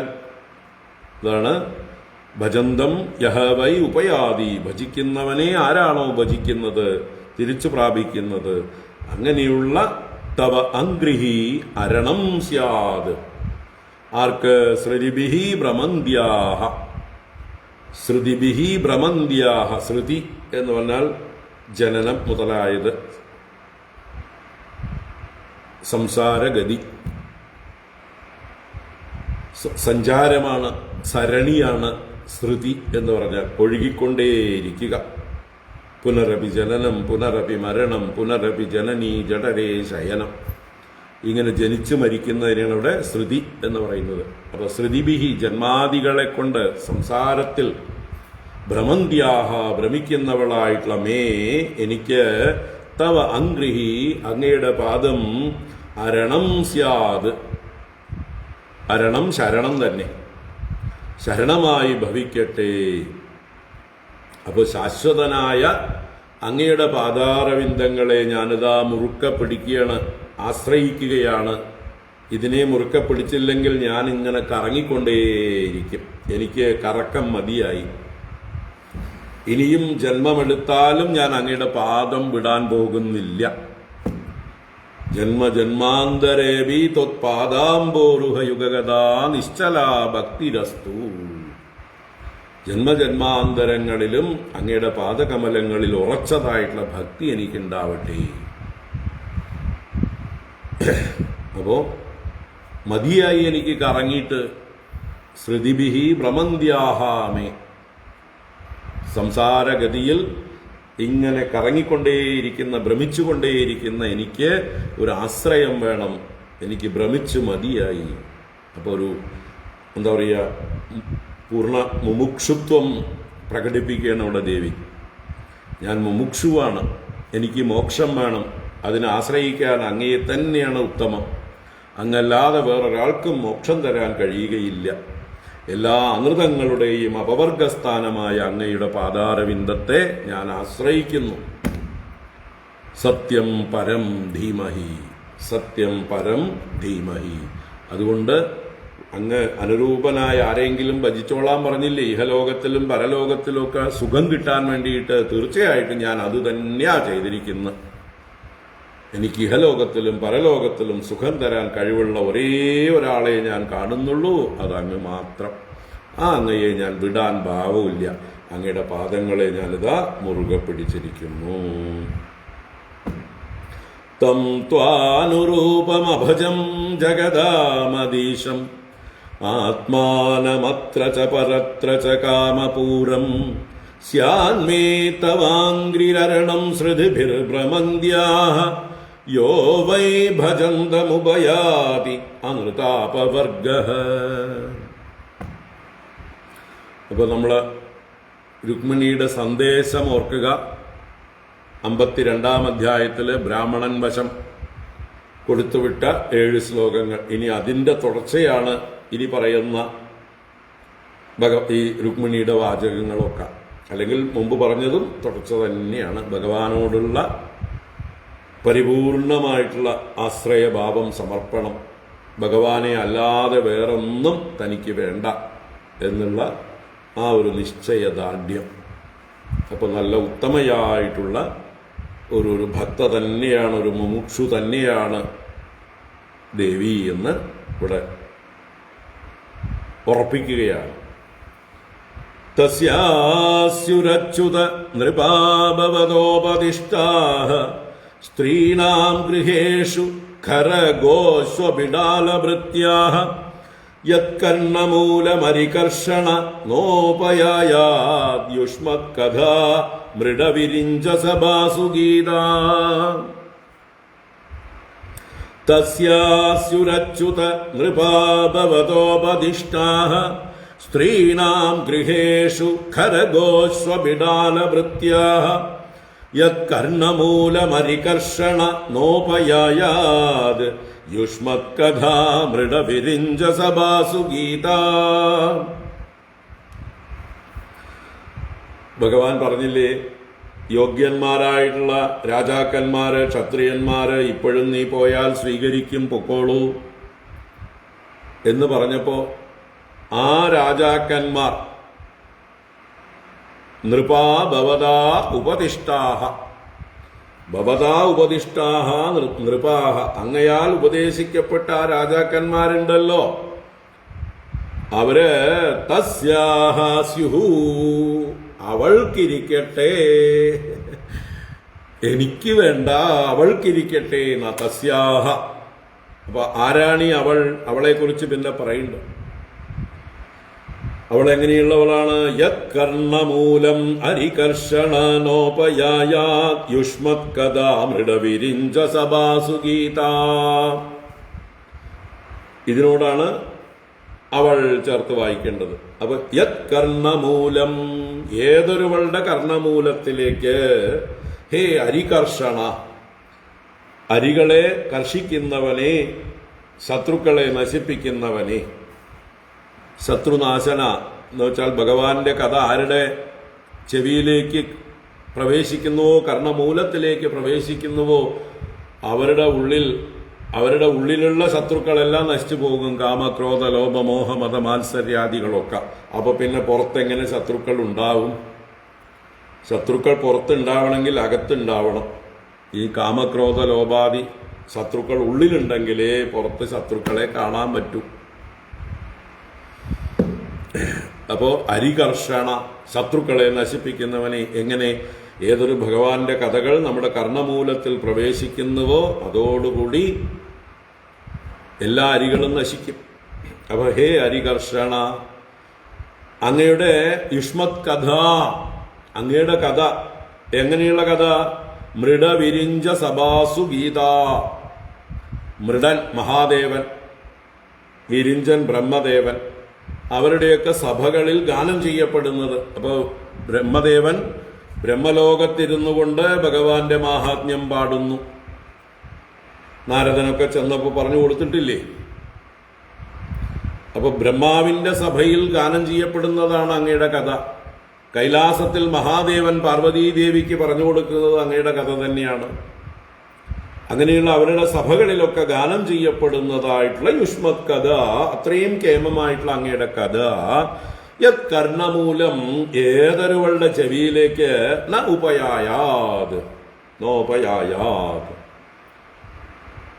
ഉപയമിക്കുന്നില്ലയോ, പ്രവേശിക്കുന്നില്ലയോ. നോപയായാത് എന്ന് പറഞ്ഞാൽ ആരുടെ കർണത്തിന്റെ ഉള്ളിലേക്ക് പ്രവേശിക്കുന്നില്ലയോ. അവൾക്കിരിക്കട്ടെ ഈ രാജാക്കന്മാർ, അങ്ങ് പറഞ്ഞ രാജാക്കന്മാർ. അവരെങ്ങനെയുള്ള രാജാക്കന്മാർ? വലിയ യോഗ്യന്മാരെന്നൊക്കെ അങ്ങ് പറഞ്ഞില്ലേ? എന്റെ കണ്ണിൽ അവർക്ക് ഒരു യോഗ്യതയില്ല. അവരെങ്ങനെയുള്ളവരാ? സ്ത്രീണാം ഗൃഹേഷു ഗരഗോസ്വബിഡാലഭൃത്യാം, സ്ത്രീകളുടെ ഗൃഹങ്ങളിൽ കുഞ്ചിരാമനായി ആടുന്നവരാണ്. അതാണ് എന്തൊക്കെ സ്വഭാവമുള്ളവരാണ് അവര്? ഖര ഗോശ്വ ബിഡാല ഭൃത്യാ, ഖരങ്ങൾ എന്ന് പറഞ്ഞാൽ കഴുത. അപ്പൊ സ്ത്രീകളുടെ വീട്ടിലെ കഴുതകളാണ് അവര്. എങ്ങനെ കഴുതകൾ എങ്ങനെയാണ്? ആൺകഴുത പെൺകഴുതയുടെ പുറകെ നടക്കും. പെൺകഴുത ചവിട്ടുന്ന ചവിട്ടും, അതിന്റെ പിൻകാലുകൊണ്ട് നല്ലോണം ചവിട്ട് കൊടുക്കും. അപ്പൊ എത്ര ചവിട്ട് കിട്ടിയാലും മണത്ത് പുറകെ പോവുക എന്നുള്ളതാണ് ആൺകഴുതയുടെ സ്വഭാവം. ആ സ്വഭാവമുള്ള രാജാക്കന്മാർ എനിക്ക് വേണ്ട. സ്ത്രീലമ്പടന്മാരായിട്ടുള്ള, നാണമില്ലാത്തവരായിട്ടുള്ള, പെണ്ണുങ്ങൾക്ക് അടിമകളായിരിക്കുന്ന പുരുഷന്മാർ, രാജാക്കന്മാർ എനിക്ക് വേണ്ട. അതൊക്കെ ആ പെണ്ണുങ്ങൾ എടുത്തോട്ടെ. ഏത് പെണ്ണുങ്ങള്? ആരാണോ ഭഗവാന്റെ കഥ ഇന്ന് വരെ കേട്ടിട്ടില്ലാത്തവർ. അതാണ്. അപ്പോ ഗോ എന്ന് പറഞ്ഞാലോ കാള. ഇവിടെ പശു, കാള. ഇവിടെ കാളയായിട്ടാണ്. കാള എന്ന് പറഞ്ഞാൽ എന്താണ്? ഭാരം ചുമക്കാനായിട്ട് വിധിക്കപ്പെട്ടതാണ്. അപ്പൊ കാളകൾ ഭാരം ചുമക്കുന്നത് പോലെ ഭാര്യ, മക്കള്, കുടുംബം എന്നീ ഭാരം ചുമക്കാനായി കാളകളെ പോലെ വിധിക്കപ്പെട്ടിരിക്കുന്ന പശു സമാനന്മാരായിട്ടുള്ള ആ ആളുകള് എനിക്ക് വേണ്ട. അത് ആ പെണ്ണുങ്ങൾ എടുത്തോട്ടെ. ശ്വ എന്ന് പറഞ്ഞു നായ. നായ എങ്ങനെയാണ്? നായയും യജമാനന്റെ ഇച്ഛയ്ക്കനുസരിച്ച് വാലാട്ടിക്കൊണ്ട് പുറകെ നടക്കുക, യജമാനന് വേണ്ടി കുരയ്ക്കുക, അല്ലേ? യജമാനന്റെ എച്ചിൽ തിന്നുകൊണ്ട് നടക്കുക. ഇതൊക്കെയാണ് ശ്വ. ബിഡാലം എന്ന് പറഞ്ഞാലും പൂച്ച. പൂച്ചയും ഇത് തന്നെ. എന്തെങ്കിലും നക്കാപ്പിച്ച ഇട്ടുകൊടുത്താൽ തിന്നും, അല്ലേ? എച്ചിൽ കൊടുത്താൽ തിന്നും. അങ്ങനെ യജമാനന്റെ എച്ചിൽ നക്കി തിന്നുന്ന പൂച്ചയെപ്പോലെയും വാലാട്ടി നടക്കുന്ന നായയെപ്പോലെയും ഉള്ള പുരുഷന്മാർ എനിക്ക് വേണ്ട. അതുപോലെ ഭൃത്യാഹ, ഭൃത്യന്മാരെ പോലെ സേവകന്മാരായി ഭാര്യമാരെ സേവിച്ചുകൊണ്ടിരിക്കുന്ന അല്പന്മാരായിട്ടുള്ള, വിഷയസുഖങ്ങളിൽ മുഴുകിക്കഴിയുന്നവരായ ലംബടന്മാരായിട്ടുള്ള, സ്വാതന്ത്ര്യമില്ലാത്ത, പൗരുഷമില്ലാത്ത അല്പന്മാരായിട്ടുള്ള രാജാക്കന്മാർ എനിക്ക് വേണ്ട. അവരൊക്കെ അങ്ങനെയുള്ള രാജാക്കന്മാരെ അവളെടുത്തോട്ടെ. ആരുടെ ചെവിയിലാണോ അത്ഭുതമായിട്ടുള്ള ഭഗവാന്റെ കഥകൾ കേൾക്കാൻ യോഗമില്ലാതിരുന്നത്, ഭാഗ്യമില്ലാതിരുന്നത്. അപ്പൊ അതാണ് ഈ ലോകത്തില് ഭൂരിപക്ഷം ആളുകളും ഭഗവാന്റെ കഥകൾ കേൾക്കാൻ ഭാഗ്യമില്ലാതെ ഇങ്ങനെയുള്ള സംസാരികളായി പരസ്പരം ദാസന്മാരും ദാസിമാരുമായി നായും കഴുതയും കാളയും പൂച്ചയും ഒക്കെ ആയിട്ട് ജീവിക്കുന്നു. അപ്പോ ഭഗവത് കഥ കേൾക്കാൻ ഭാഗ്യഹീനകളായ സ്ത്രീകളെ ശിശുപാലാദികൾ കൊണ്ടുപോയിക്കോട്ടെ. അവർ ശിശുപാലാദികളെ സ്വീകരിച്ചോട്ടെ.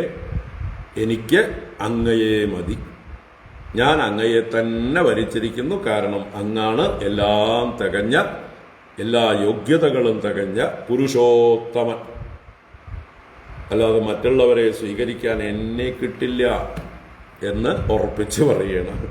തസ്യാസ്യുരച്യുത നൃപാഭവതോപദിഷ്ടാഃ സ്ത്രീണാം ഗൃഹേഷു ഗരഘോഷ്വബിഡാലഭൃത്യാഃ യത്കർണമൂലമരികർഷണ നോപയായാത് യുഷ്മത്കഥാ മൃഡവിരിഞ്ച സഭാസു ഗീതാം ത്വക്സ്മശ്രുരോമനഗകേശപിനദ്ധമന്തർമാംസാസ്തിരക്തകൃമിവിട്കപപിത്തവാദം ജീവത്സവം ഭജതി കാന്തമതിർവിമൂഢാ യാതേ പദാബ്ജമകരന്ദം അജിഗ്രദീ സ്ത്രീ. ത്വക്സ്മശ്രുരോമനഗകേശപിനദ്ധമന്തർമാംസാസ്തിരക്തകൃമിവിട്കപപിത്തവാദം ജീവത്സവം ഭജതി കാന്തമതിർവിമൂഢാ യാതേ പദാബ്ജമകരന്ദമജിഗ്രദീ സ്ത്രീ. വീണ്ടും ആശയം അതുതന്നെ. പക്ഷെ ഒന്നുകൂടെ ആ ശരീരത്തെ, ദേഹത്തിലുള്ള ആസക്തിയെ നിന്ദിക്കുന്നു. യാ സ്ത്രീ തേ പദാബ്ജമകരന്ദം അജിഗ്രദീ.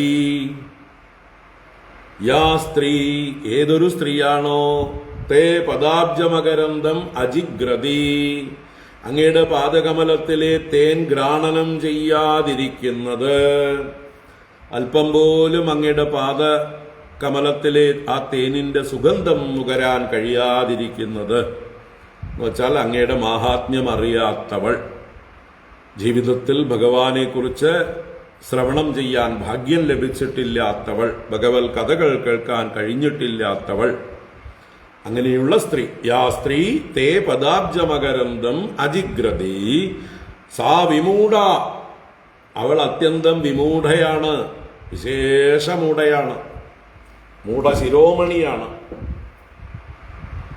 അവൾക്കുണ്ടോ ഭഗവാന്റെ മാഹാത്മ്യം അറിയുന്നു.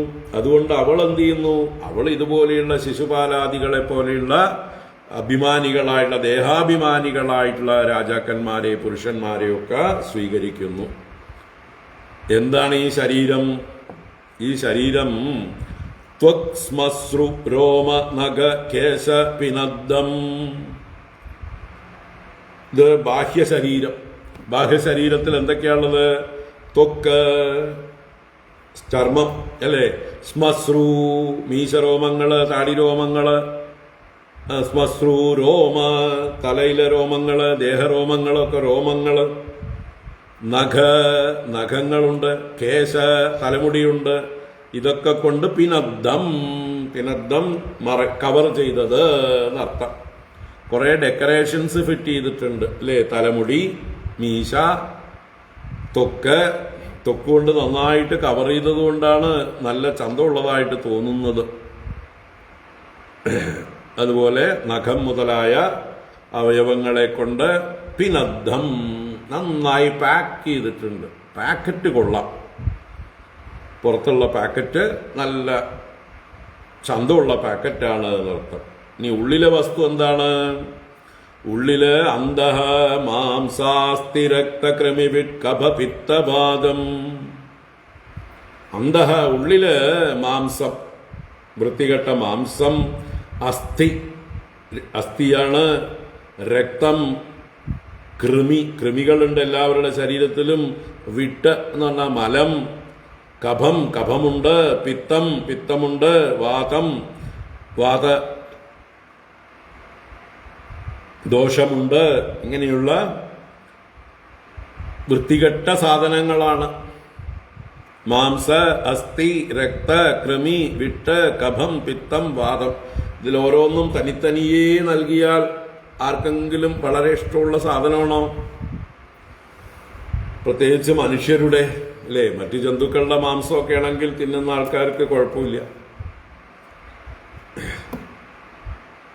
മനുഷ്യമാംസം ആരെങ്കിലും തിന്നുവോ? അപ്പൊ മാംസം, അസ്ഥി, രക്തം, കൃമി, മലം, കഫം, പിത്തം, വാതം ഇവയോടുകൂടിയതായിട്ടുള്ള ഒരു ജീവച്ഛവം, ജീവിച്ചിരിക്കുന്ന ജഡമാണ് ഓരോരുത്തരുടെയും ശരീരം. ഇതിൽ ഭഗവാൻ ആത്മസ്വരൂപനായി ഇരിക്കുന്നത് കൊണ്ടാണ് ഇത് ചേഷ്ടിക്കുന്നത്. അല്ലാതെ ഇതിന് സ്വന്തമായിട്ട് ചേഷ്ടിക്കാൻ ഒരു സാമർഥ്യവുമില്ല. അപ്പൊ ഇങ്ങനെ പുറത്തും വൃത്തികെട്ട സാധനങ്ങളെ നന്നായി അറേഞ്ച് ചെയ്തിട്ടുണ്ട്.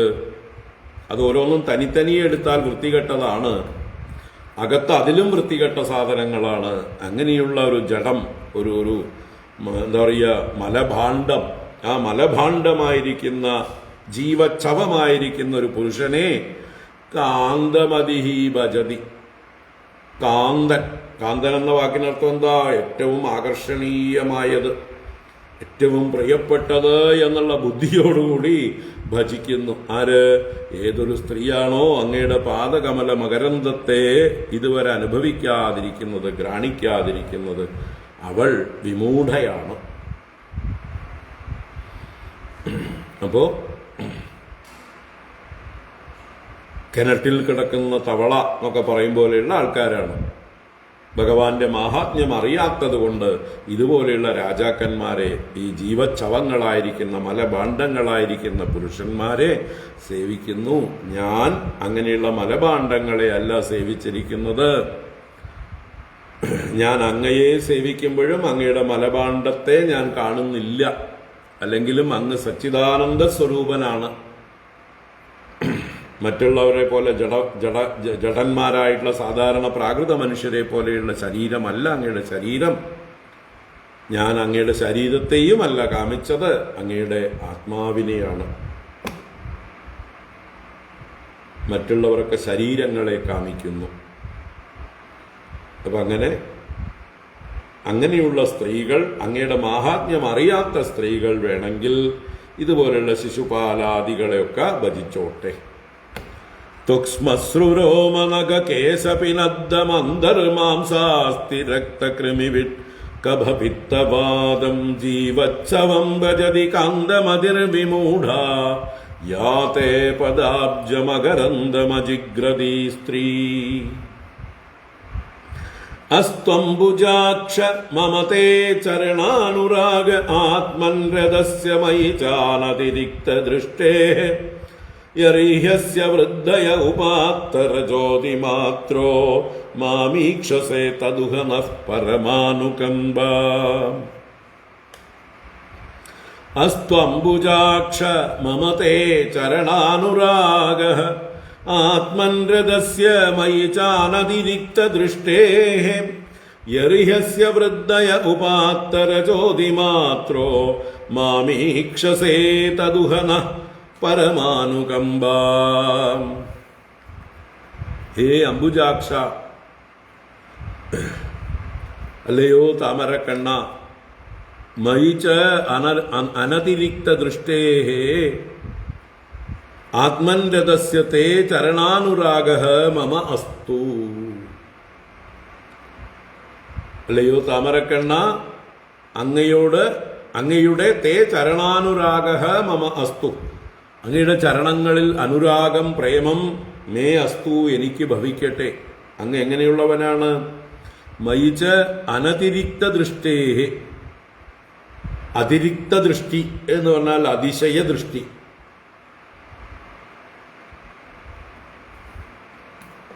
എങ്ങനെയാണ് പുരുഷന്മാർ സ്ത്രീകളിൽ ആകൃഷ്ടരാവുന്നത്? അതിരിക്ത ദൃഷ്ടി കൊണ്ട്. ഇല്ലാത്ത ശോഭയൊക്കെ ഉണ്ടെന്ന് കാണുക.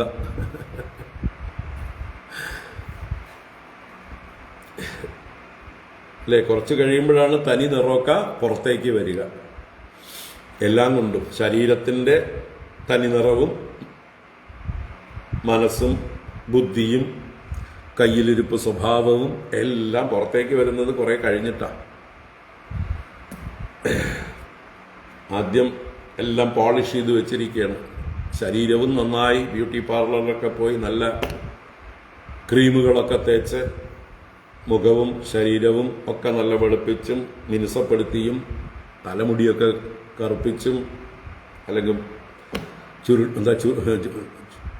ചുരുട്ടിയും എന്തൊക്കെയോ പരിപാടികളുണ്ട്. ഇപ്പൊ ചുരുട്ടലിനേക്കാൾ സ്ട്രെയിറ്റനിങ് ആണ്. കളറിങ് എന്തൊക്കെയോ ചെയ്ത് എന്തൊക്കെയോ വേഷം കെട്ടി വാവ് എന്ന് പറയിപ്പിക്കുന്നു. ഭർത്താക്കന്മാര് അതിരിക്ത ദൃഷ്ടിയാകുന്നു. അല്ലെങ്കിൽ വരന്മാർ വധുക്കളെ കാണുമ്പോൾ, കന്യകമാരെ കാണുമ്പോൾ വിവാഹം കഴിക്കാൻ ആഗ്രഹിക്കുന്നത് ഈ ഒരു ആകർഷണം കൊണ്ടാണ്, അതിശയമായിട്ടുള്ള ഭാവം കണ്ടിട്ടാണ്. കൊള്ളാം, അപ്പൊ തനിക്ക് സുഖം തരാൻ കഴിവുള്ളവളാണിവൾ, തന്നെ സന്തോഷിപ്പിക്കുന്നവളാണിവൾ എന്നൊക്കെയുള്ള ഭ്രമം. അതാണ് അതിരിക്ത ദൃഷ്ടി. ഇവിടെ ഭഗവാനോ എന്നിലും അനതിരിക്ത ദൃഷ്ടിയാണെന്നാ പറയണത്. രുക്മിണി സർട്ടിഫിക്കറ്റ് കൊടുക്കുകയാണ് ഭഗവാന് രുക്മിണി കൊടുക്കുന്ന സർട്ടിഫിക്കറ്റാണ്. എന്നിൽ പോലും ലോകൈക സുന്ദരി സാക്ഷാൽ മഹാലക്ഷ്മിയാണ് രുക്മിണി ദേവി. ആ രുക്മിണിയിൽ പോലും ഭഗവാന് വാസ്തവത്തിൽ അതിരിക്ത ദൃഷ്ടിയില്ല. അതിയായിട്ടുള്ള അതിശയകരമായിട്ടുള്ള സൗന്ദര്യവും ഗുണവുമെല്ലാം ഉണ്ട് എന്നുള്ള ഭ്രമം ഭഗവാനില്ല. അതാണ് അനതിരിക്ത ദൃഷ്ടേഹേ. അതെ, അതുകൊണ്ട് തന്നെ ഭഗവാൻ ഉദാസീനനാണ് എന്ന് പറഞ്ഞത് സത്യം തന്നെ ഒരു കണക്കിന്, അല്ലേ? ഉദാസീനനായിട്ടുള്ള എന്നെ സേവിച്ചിട്ട് നിനക്കെന്ത് ഫലം, എനിക്ക് നിന്നോട് പ്രേമമൊന്നുമില്ല എന്നൊക്കെ ഭഗവാൻ സത്യം പറഞ്ഞിരുന്നു. അത് സത്യം തന്നെ, അനതിരിക്ത ദൃഷ്ടി തന്നെയാണ്. അങ്ങ് ഉദാസീനനാണ്, അങ്ങ് എന്നിൽ ഭ്രമമൊന്നുമില്ലാത്തവനാണ്, അതിശയത്തോടുകൂടി വാവ് എന്ന് പറഞ്ഞ് കാണുന്ന ആളല്ല. പിന്നെയോ അങ്ങ് ആരാണ്? ആത്മൻരദസ്യ, അതും ഭഗവാൻ പറഞ്ഞിരുന്നു. ആത്മലാഭം കൊണ്ട് സന്തുഷ്ടനായിരിക്കുന്ന എനിക്ക് ഒന്നിൻ്റെയും ആവശ്യമില്ല എന്ന് ഭഗവാൻ പറഞ്ഞിരുന്നു. അത് തന്നെയാണ് ആത്മൻരഥസ്യ, ആത്മനീരഥസ്യ, തന്നിൽ തന്നെ രമിക്കുന്ന, ആത്മാവിൽ രമിക്കുന്നവനായ തേ അങ്ങയുടെ ചരണാനുരാഗ മമാസ്തു. അപ്പൊ സ്വയം തൃപ്തനായിരിക്കുന്ന അങ്ങയിൽ എനിക്ക് ചരണാനുരാഗമുണ്ടാകട്ടെ. അപ്പോൾ ഇതാണ് ശരിക്കും ഓരോരുത്തർക്കും വേണ്ടത്, അല്ലേ? പരസ്പരം തന്നിൽ തന്നെ ആനന്ദം കണ്ടെത്തുന്നവർ മറ്റുള്ളവരെ അപേക്ഷിക്കില്ല, മറ്റുള്ളവരിൽ നിന്ന് പ്രതീക്ഷിക്കില്ല, മറ്റുള്ളവരുടെ പുറകെ പോകില്ല, മറ്റുള്ളവരിൽ നിന്ന് കിട്ടിയില്ലെങ്കിൽ കംപ്ലൈൻറ്റും പറയില്ല. ഇതിപ്പോൾ എങ്ങനെയാണ് ഭാര്യ ഭർത്താക്കന്മാർ തമ്മിൽ കലഹം ഉണ്ടാവുന്നത്? എപ്പോഴും പ്ലഷർ സീക്കിംഗ്, അറ്റൻഷൻ സീക്കിംഗ്, അല്ലേ? ഭാര്യ ഭർത്താവിനെ സന്തോഷിപ്പിക്കണം, ഭർത്താവ് ഭാര്യയെ സന്തോഷിപ്പിക്കണം. കാരണം അവർ രണ്ടുപേരും ആണ്. അവിടുന്ന് കിട്ടിയിട്ട് വേണം സന്തോഷിക്കാൻ, ഇവിടുന്ന് കിട്ടിയിട്ട് വേണം സന്തോഷിക്കാൻ. അപ്പോൾ രണ്ട് ദരിദ്രവാസികൾ തമ്മിലാണ് ഇവിടെ യോഗം. പിന്നെ എങ്ങനെ കലഹം ഉണ്ടാവാതിരിക്കും? അപ്പോൾ ആദ്യം സ്വയം പൂർണ്ണനായിരിക്കുക, സ്വയം സന്തുഷ്ടനായിരിക്കുക, എന്നിട്ട് അങ്ങോട്ട് കൊടുക്കുക സന്തോഷം, ഇങ്ങോട്ട് പ്രതീക്ഷിക്കാതിരിക്കുക. ഇതാണ് ബന്ധങ്ങൾ എപ്പോഴും നിലനിൽക്കാനുള്ള ഏറ്റവും നല്ല ആശയം. ബന്ധങ്ങൾ എന്നും നിലനിൽക്കണോ? പരസ്പരം അപേക്ഷയില്ലാതിരിക്കണം. അപേക്ഷയുള്ള ബന്ധങ്ങൾ ആ കാര്യം കഴിയുന്നതോടുകൂടി ഉപേക്ഷിക്കപ്പെടും. അച്ഛനമ്മമാരടക്കം, അല്ലേ? കുട്ടികളൊക്കെ അച്ഛനമ്മമാരെ അപേക്ഷിച്ചിരിക്കുന്നു വലുതാവുന്നത് വരെ, സ്വന്തം കാലിൽ നിൽക്കാറാവുന്നത് വരെ. അവരുടെ കാര്യം കാണാനുള്ള കഴിവായി കഴിഞ്ഞു, സ്വന്തം കാലിൽ നിൽക്കാറായി. ഇനി അച്ഛനമ്മമാർ പോലും ഒരു തടസ്സമാണ് അവരുടെ സുഖത്തിന്, ജീവിതത്തിന് ഒരു ഭാരമാണിവര്. ഈ അച്ഛനമ്മമാരെ നോക്കിക്കൊണ്ടിരിക്കലല്ല ഞങ്ങളുടെ പണി. ഞങ്ങൾക്ക് ഞങ്ങളുടേതായിട്ടുള്ള ലോകങ്ങളുണ്ട്, ഞങ്ങളുടേതായിട്ടുള്ള ആഗ്രഹങ്ങളുണ്ട്, ഞങ്ങളുടേതായിട്ടുള്ള യാത്രകളുണ്ട്. അപ്പം ഇങ്ങനെ അച്ഛനും അമ്മയ്ക്ക് എങ്ങനെയാണ് കാവലിരിക്കാൻ പറ്റുക? അതുകൊണ്ട് അച്ഛനും അമ്മയൊക്കെ ഏതെങ്കിലും വൃദ്ധസദനത്തിൽ പോയിരുന്നോളൂ. അപ്പോൾ പരസ്പരം അപേക്ഷയുള്ളവർ തമ്മിലുള്ള ബന്ധം ശാശ്വതമല്ല, കണ്ടീഷൻഡാണ്, കണ്ടീഷനിങ്ങോട് കൂടിയതാണ്. അത് എന്താ പറയുക, ഒരു തൊഴിലാളി മുതലാളി ബന്ധം. അതുപോലും എന്തിനു വേണ്ടിയിട്ടാണ്? തനിക്ക് അയാൾ തൊഴിൽ തരുന്നു, തൊഴിലിലൂടെ ശമ്പളം തരുന്നു, തൻ്റെ ഉപജീവന മാർഗം തരുന്നു. അപ്പോൾ അത് നന്നായിരിക്കുന്നവരെ സ്ഥാപനം തനിക്ക് വീണ്ടും വീണ്ടും പ്രൊമോഷനും ശമ്പളവും ഇൻക്രിമെൻറ്റും ഒക്കെ കൂട്ടിക്കൂട്ടി തരുന്നത് കൊണ്ട് അദ്ദേഹത്തെ തന്നെ സേവിക്കുന്നു. അവിടെ നിന്ന് എന്തെങ്കിലും ആ സ്ഥാപനം തകരുകയാണ്, പിന്നിലേക്ക് പോവുകയാണ്, താഴോട്ട് പോവുകയാണ്, ഇനി ഇവിടെ നിന്നിട്ട് കാര്യമില്ല എന്ന് കണ്ടു കഴിഞ്ഞാൽ മറ്റൊരു സ്ഥാപനം നോക്കി പോകും. അതുപോലെ തന്നെയാണ് ഈ ഭാര്യാഭർത്താക്കന്മാരും പരസ്പരം അപേക്ഷയോടുകൂടി ഇരുന്നാൽ കുറവുകൾ മാത്രമേ കാണുകയുള്ളൂ, കുറ്റങ്ങൾ മാത്രമേ പറയുകയുള്ളൂ, തമ്മിൽ പ്രതീക്ഷയോടുകൂടി നിരാശയ്ക്ക് കാരണമാകും. ഈവൻ ഗുരുശിഷ്യ ബന്ധത്തിൽ പോലും സ്വാർത്ഥരായിട്ടുള്ള ഗുരുവോ സ്വാർത്ഥരായിട്ടുള്ള ശിഷ്യരോ ആണെങ്കിൽ ശിഷ്യർക്ക് ഗുരുവിൽ നിന്ന് കിട്ടേണ്ട വിദ്യയെല്ലാം കിട്ടിക്കഴിഞ്ഞാൽ പിന്നെ ആ ഗുരുവിനെ മറന്നുപോകും, അവിടുന്ന് സ്ഥലം വിടും. പിന്നെ ഗുരുവുമായിട്ട് യാതൊരു ബന്ധവുമില്ല, കണ്ട പരിചയം പോലും ഉണ്ടാവില്ല. ഗുരുക്കന്മാരും ശിഷ്യന്മാരിൽ നിന്ന് പ്രതീക്ഷയുള്ളവരാണെങ്കിൽ ഏതെങ്കിലും തരത്തിലുള്ള ദക്ഷിണയോ മറ്റ് ഏതെങ്കിലും തരത്തിലുള്ള ആനുകൂല്യങ്ങളോ പ്രതീക്ഷിക്കുന്ന ഗുരുക്കന്മാരാണെങ്കിൽ കഴിവില്ലാത്ത ശിഷ്യന്മാരോട് അവഗണനയായിരിക്കും, നല്ലോണം തരാൻ കഴിവുള്ളവരോട് കൂടുതൽ പരിഗണനയായിരിക്കും. ആ ഗുരുവും എന്തായിപ്പോയി? തൻ്റെ സ്വാർത്ഥതയ്ക്ക്, തൻ്റെ പ്രതീക്ഷകൾക്ക് അടിമയായിപ്പോയി. അപ്പോൾ ആര് തന്നെ സുഖിപ്പിക്കുന്നുവോ സന്തോഷിപ്പിക്കുന്നുവോ അവർക്ക് കൂടുതൽ ഗുരുവിൻ്റെ അനുഗ്രഹം പ്രത്യക്ഷമായിട്ട്. ഇത് എല്ലാ ബന്ധങ്ങളിലും ബാധകമാണ്, എല്ലാ ബന്ധങ്ങളിലും. ഇപ്പോൾ രാഷ്ട്രീയത്തിൽ സേവനത്തിനായിട്ട് എന്ന് പറഞ്ഞ് ഇറങ്ങിയിരിക്കുന്ന ഓരോ വ്യക്തികളും എങ്ങനെയുള്ളവരാണെന്ന് കാണുന്നുണ്ട്. നമുക്ക് ഉദ്ദേശിച്ച സ്ഥാനമാനങ്ങൾ കിട്ടിയില്ല, മന്ത്രിപദവും കിട്ടിയില്ല, അല്ലെങ്കിൽ MLA ഇലക്ഷന് തനിക്ക് ചാൻസ് തന്നില്ല, ഉടനെ തന്നെ അടുത്ത പാർട്ടിയിലേക്ക് മാറി. അപ്പോൾ അവരുടെയൊക്കെ ഉദ്ദേശം എന്താണ്? അവർ വന്നിരിക്കുന്നത് തന്നെ പദവികൾ കിട്ടാൻ വേണ്ടിയിട്ടാണ്. പദവി കിട്ടിയില്ല എന്ന് പറയുമ്പോഴേക്കും അങ്ങോട്ട് മാറിയിട്ട് ഇങ്ങോട്ട് തെറി വിളിക്കുക. ഇത്രയും നേരം ആരുടെ കൂടെ നിന്നോ അവരെ തന്നെ തെറി വിളിക്കുക, അല്ലേ? നമ്മൾ ദിവസവും കാണുന്നുണ്ട്. ഇതാണ് ലോകം. അപ്പൊ അങ്ങനെയല്ല എന്ന് ദേവി പറയണ്. അങ്ങ് സ്വയം പൂർണ്ണകാമനായതുകൊണ്ട്, ആത്മാവിൽ രമിക്കുന്നവനായതുകൊണ്ട് അങ്ങ് എന്നിൽ നിന്നൊന്നും പ്രതീക്ഷിക്കുന്നില്ല, എന്നെ അതിശയത്തോടുകൂടി കാണുന്നില്ല. അങ്ങ് ഉദാസീനൻ തന്നെയാണ്, പറഞ്ഞത് വാസ്തവം തന്നെയാണ്. അങ്ങനെയുള്ള അങ്ങയുടെ ചരണാനുരാഗ മമ അസ്തു, എനിക്കുണ്ടാവട്ടെ.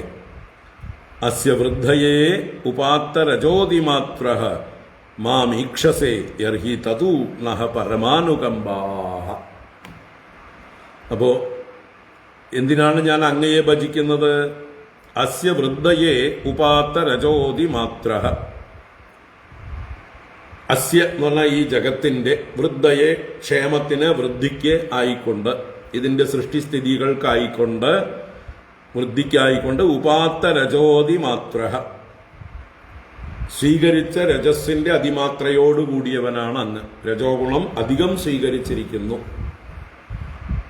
അപ്പൊ അങ്ങ് വാസ്തവത്തിൽ നിസ്സംഗനാണ്, ഉദാസീനനാണെങ്കിലും ഈ പ്രപഞ്ചത്തിന്റെ വൃദ്ധിക്കായിക്കൊണ്ട് കാരുണ്യമുള്ളവനാണ്. കരുണയാണ് ഇവിടുത്തെ രജോ ഗുണം. അനുരാഗമാണ് രജസ്. രജോ രാഗാത്മകം വിദ്ധി. അപ്പൊ ഈ ജഗത്തിനോടുള്ള സ്നേഹം കൊണ്ട് അതിനെ അഭിവൃദ്ധി പ്രാപിക്കാൻ വേണ്ടി കരുണയോടുകൂടി അങ്ങ് വീക്ഷിക്കുന്നു, രജോ ഗുണത്തെ സ്വീകരിച്ചിരിക്കുന്നു. ആ രജസ്സോടുകൂടി മാമീക്ഷസേ, എന്നെ നോക്കുന്നുണ്ടല്ലോ, യർഹി, അങ്ങനെ നോക്കുന്നുവെങ്കിൽ, തതു, അത് തന്നെ, നഹ പരമാനുകമ്പ, അത് തന്നെ എന്നോട് കാണിക്കുന്ന പരമമായിട്ടുള്ള അനുകമ്പ. അപ്പൊ ഇവിടെ രുക്മിണീ ദേവി സ്വയം പ്രകൃതിയായിട്ടാണ് ഈ മറുപടി കൊടുക്കുന്നത്. ഭഗവാൻ പ്രകൃതിയെ ഈക്ഷിച്ചപ്പോഴാണ് പ്രകൃതി ഈ സൃഷ്ടിയെ വർദ്ധിപ്പിക്കുന്നത്. അപ്പൊ എന്റെ നേരെ ഒരു നോട്ടം ഉണ്ട്, അങ്ങേക്ക് വാത്സല്യമുണ്ട്, കരുതലുണ്ട്. അതുകൊണ്ടാണ് ഈ ജഗത്ത് നിലനിന്ന് പോകുന്നത്. അങ്ങയുടെ കടാക്ഷമില്ലെങ്കിൽ എനിക്ക് ചേഷ്ടിക്കാനാവില്ല. അങ്ങയുടെ ദയയില്ലെങ്കിൽ ഈ ലോകമില്ല.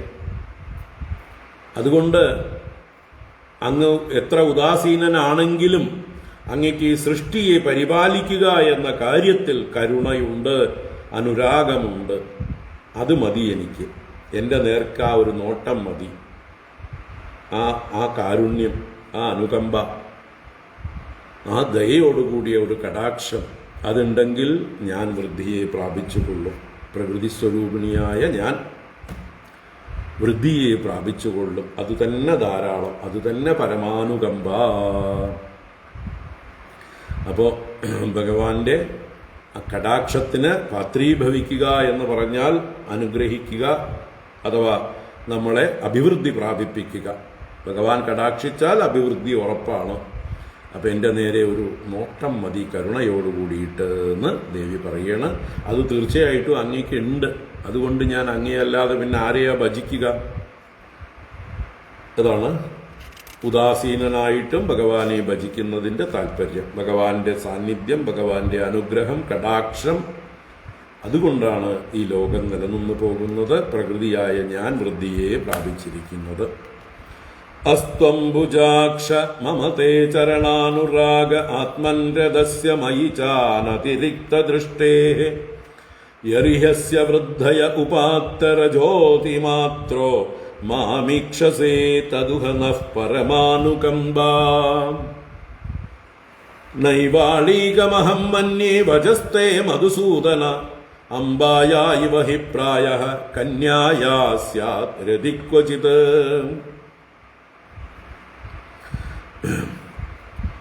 നൈവാളീകമഹം മന്യേ വചസ്തേ മധുസൂദന അംബായാ ഇവ ഹി പ്രായഃ കന്യായാ സ്യാത് രതി ക്വചിത്. ഹേ മധുസൂദന തേ വചഃ അളീകം ഇതി അഹം നൈവ മന്യേ. അല്ലയോ മധുസൂദന, മധുവിനെ വധിച്ചവനെ, തേ വചഃ അങ്ങയുടെ വാക്ക് അളീകം. അളീകം എന്ന് പറഞ്ഞാൽ വ്യാജം, കപടം എന്നൊക്കെ അർത്ഥം. കപടമായിട്ട് അഹം നൈവ മന്യേ, ഞാൻ കണക്കാക്കുന്നില്ല, എനിക്ക് ഉറപ്പുണ്ട് അത് അളീകമല്ല. എന്താ, ഏത് വാക്കാണ്? നിനക്ക് അനുരൂപനായ ഭർത്താവിനെ നീ സ്വീകരിച്ചു കൊള്ളുക, ഇഷ്ടമുള്ള ക്ഷത്രിയനെ നീ സ്വീകരിച്ചു കൊള്ളുക എന്നുള്ള വാക്ക് അങ്ങ് സത്യമായിട്ടും പറഞ്ഞത് തന്നെയാണ്. എൻ്റെ ഇഷ്ടത്തിന് എന്നെ വിടുക എന്നുള്ളത് അങ്ങയുടെ കാരുണ്യമാണ് അല്ലേ? ഏതെങ്കിലും ഭർത്താക്കന്മാർ അങ്ങനെ വിടുവോ? ഭാര്യയോട് നിനക്ക് ഇഷ്ടമുള്ളവരുടെ കൂടെ പൊക്കോ.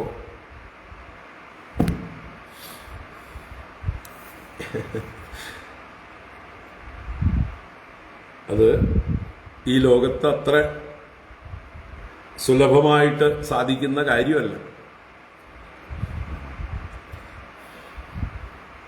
നമ്മുടെ മാധ്യമങ്ങളിലൊക്കെ വരുന്നുണ്ടൊരു മൈത്രേയന്റെ ഫിലോസഫി ഈ രീതിയിലാണ്. ഒരു സ്വതന്ത്ര ചിന്താഗതിക്കാരനാണ് അയാൾ. തൻ്റെ ഭാര്യയെ കുറച്ചു കാലം കൊണ്ടു നടന്നു. എന്നിട്ട് ഭാര്യ എന്നല്ല, എൻ്റെ കൂട്ടുകാരി. എന്നിട്ടൊരു കുട്ടിയുണ്ടായി. കുട്ടിയെ വളർത്തി വലുതാക്കുന്നത് വരെ നമ്മൾ ഒന്നിച്ച് ത്യാഗം സഹിക്കുന്നു. അവൾ വലുതായി സ്വതന്ത്രയായി സ്വന്തം കാലിൽ നിൽക്കാറായാൽ നമുക്ക് പിരിയാം. നിനക്ക് നിന്റെ ഇഷ്ടം പോലെ, എനിക്ക് എൻ്റെ ഇഷ്ടം പോലെ. ഇങ്ങനെ അയാളുടെ കുറേ കാര്യങ്ങൾ, അയാളുടെ ഫിലോസഫി അയാളിങ്ങനെ പ്രചരിപ്പിച്ചുകൊണ്ടേയിരിക്കുന്നുണ്ട്. വാസ്തവത്തിൽ അത് എന്താ പറയുക, ഇന്നത്തെ കുടുംബ വ്യവസ്ഥകളെയൊക്കെ ശിഥിലമാക്കുന്ന, അല്ലെങ്കിൽ തന്നെ ശിഥിലമായിരിക്കുന്നതാണ്. അപ്പോൾ ഈ ഒരു ഐക്യം,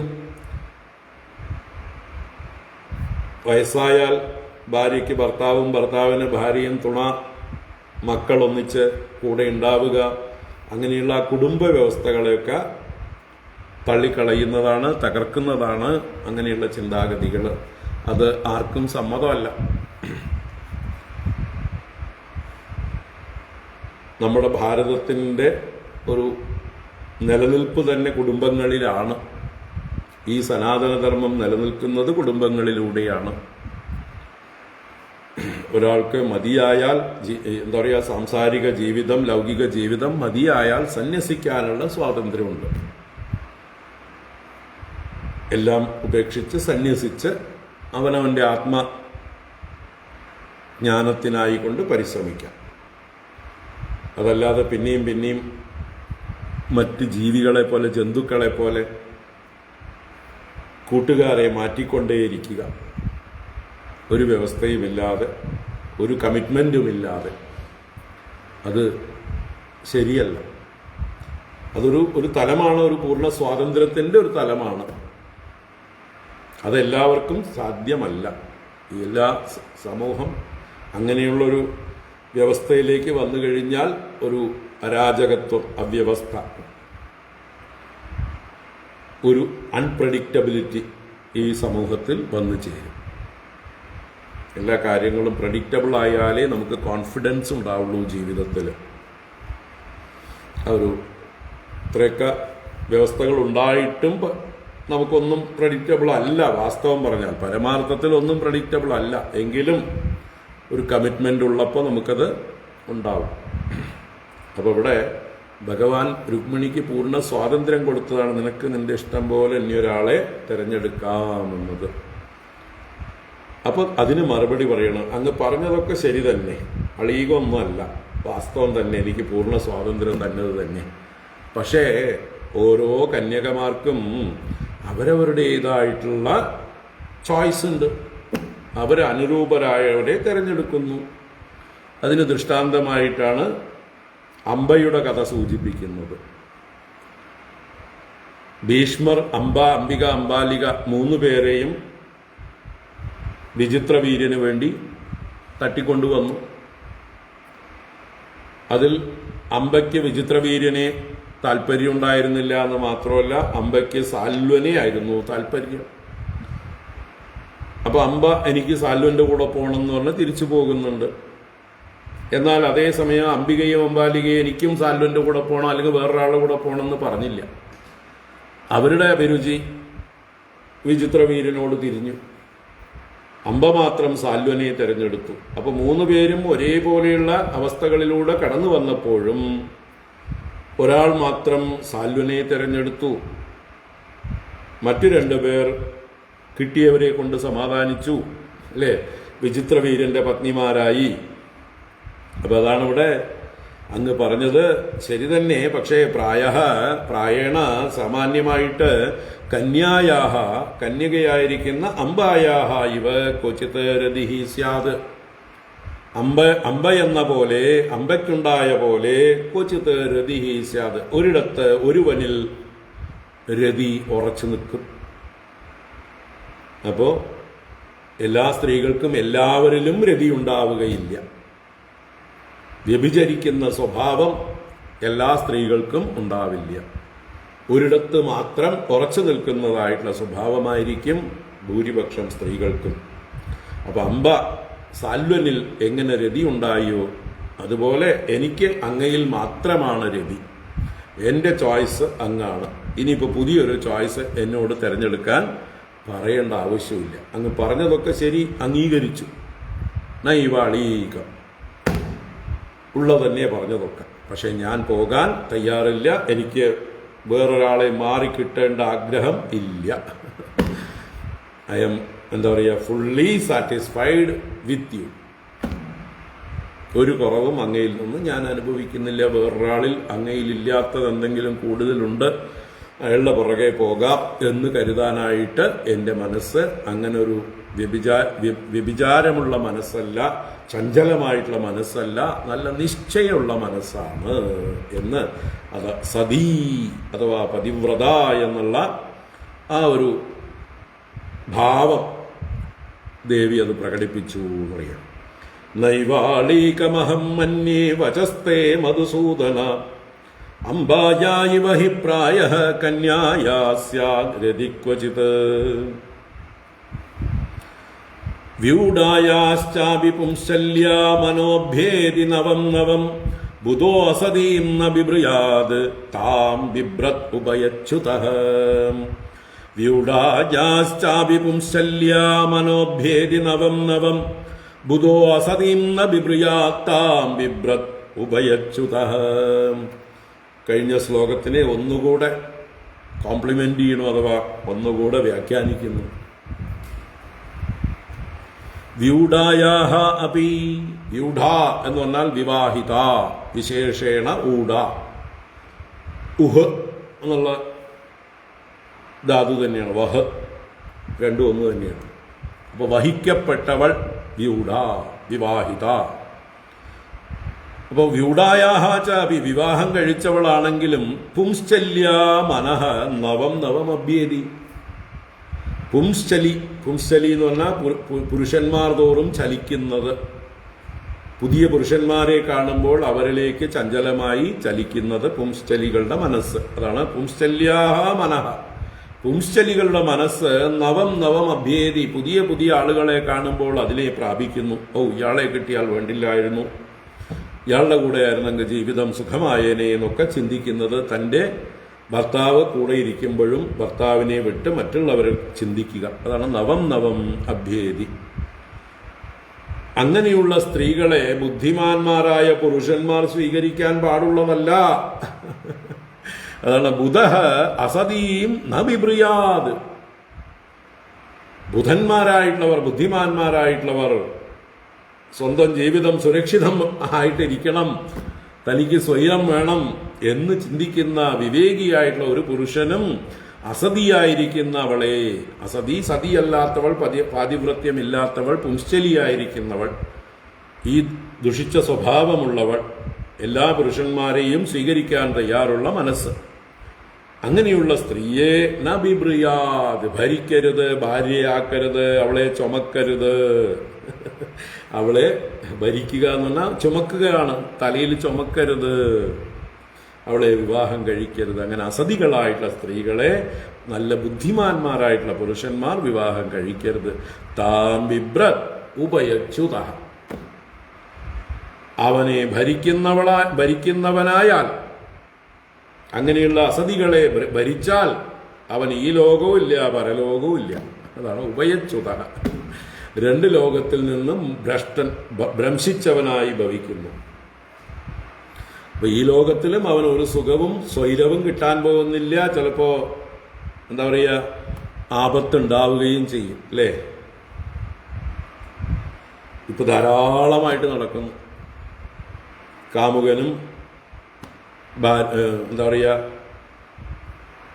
ഇവന്റെ ഭാര്യയും കൂടി അവനെ, ഭർത്താവിനെ കൊല്ലുന്ന കഥകൾ ധാരാളമായിട്ട്. കുട്ടികളെ കൊല്ലുന്നതും കുട്ടികളുടെ അച്ഛനെ കൊല്ലുന്നതും, എന്നിട്ട് സ്വതന്ത്രമായി സ്വൈരമായിട്ട് വല്ലവന്റെയും കൂടെ പോകും. എന്നിട്ടോ അവസാനം അവൻ തന്നെ ഇവളെയും കൊല്ലും, ഇവളും അബദ്ധത്തിലാണ്. അപ്പൊ ഇങ്ങനെയുള്ള ആളുകളുടെ ജീവിതം എന്ന് പറഞ്ഞത് ഒരിടത്തും എത്താൻ പോകുന്നില്ല. ഈ ലോകവും അവർക്ക് കിട്ടാൻ പോകുന്നില്ല, പരലോകവുമില്ല.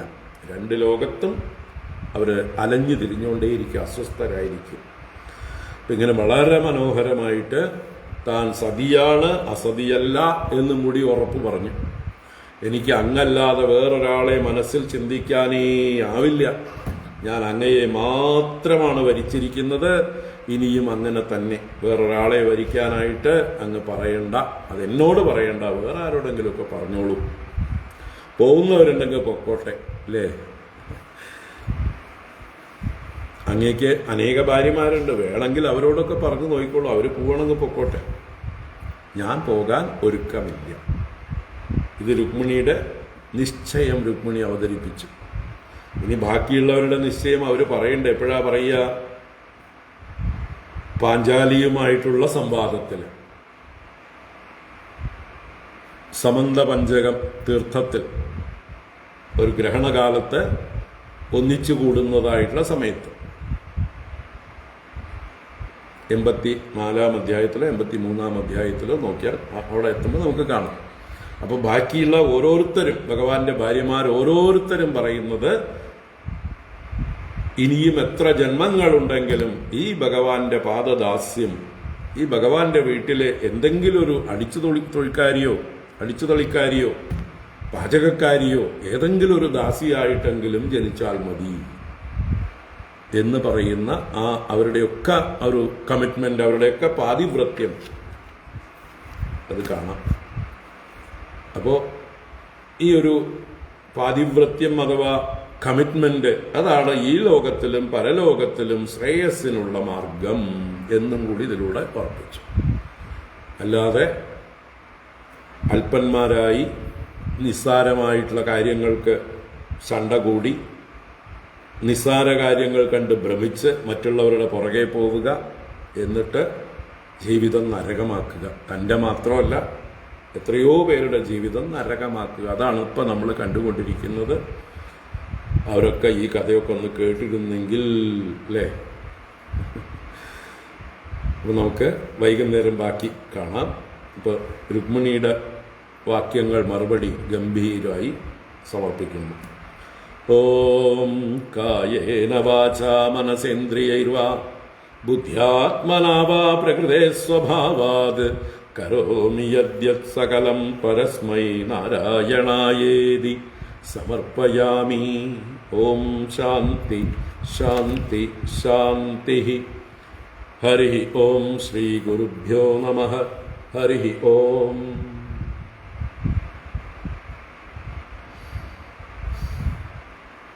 ഹരി ഓം. വൈകുന്നേരം നോക്കാം. രാത്രി വൈകിട്ടുള്ളൊരു ട്രെയിനിലാണ് ഞാൻ തിരുവനന്തപുരത്തേക്ക് പോകുന്നത്. അതുകൊണ്ട് 10:45 11 ഉള്ള ട്രെയിനാണ്. തിരുപ്പതി കൊല്ലം. കൊല്ലത്ത് സംബോധാരണ്യത്തിൽ പോകാനുണ്ട്. അവിടെ പോയിട്ട് അവിടുന്ന് വിദ്യാത്മാനന്ദ സ്വാമിജിയുമായിട്ട് തിരുവനന്തപുരത്തേക്ക് പോകും. തിരുവനന്തപുരത്ത് നിന്ന് 12-ാം തീയതി പകലാണ് മടങ്ങുന്നത്. 12-ാം തീയതി വൈകുന്നേരം ആകുമ്പോഴേക്ക് എത്തും. ഓ, എല്ലാവർക്കും ശുഭദിനം. വൈകിട്ട് കാണാം. ഓ, ഹരി ഓം.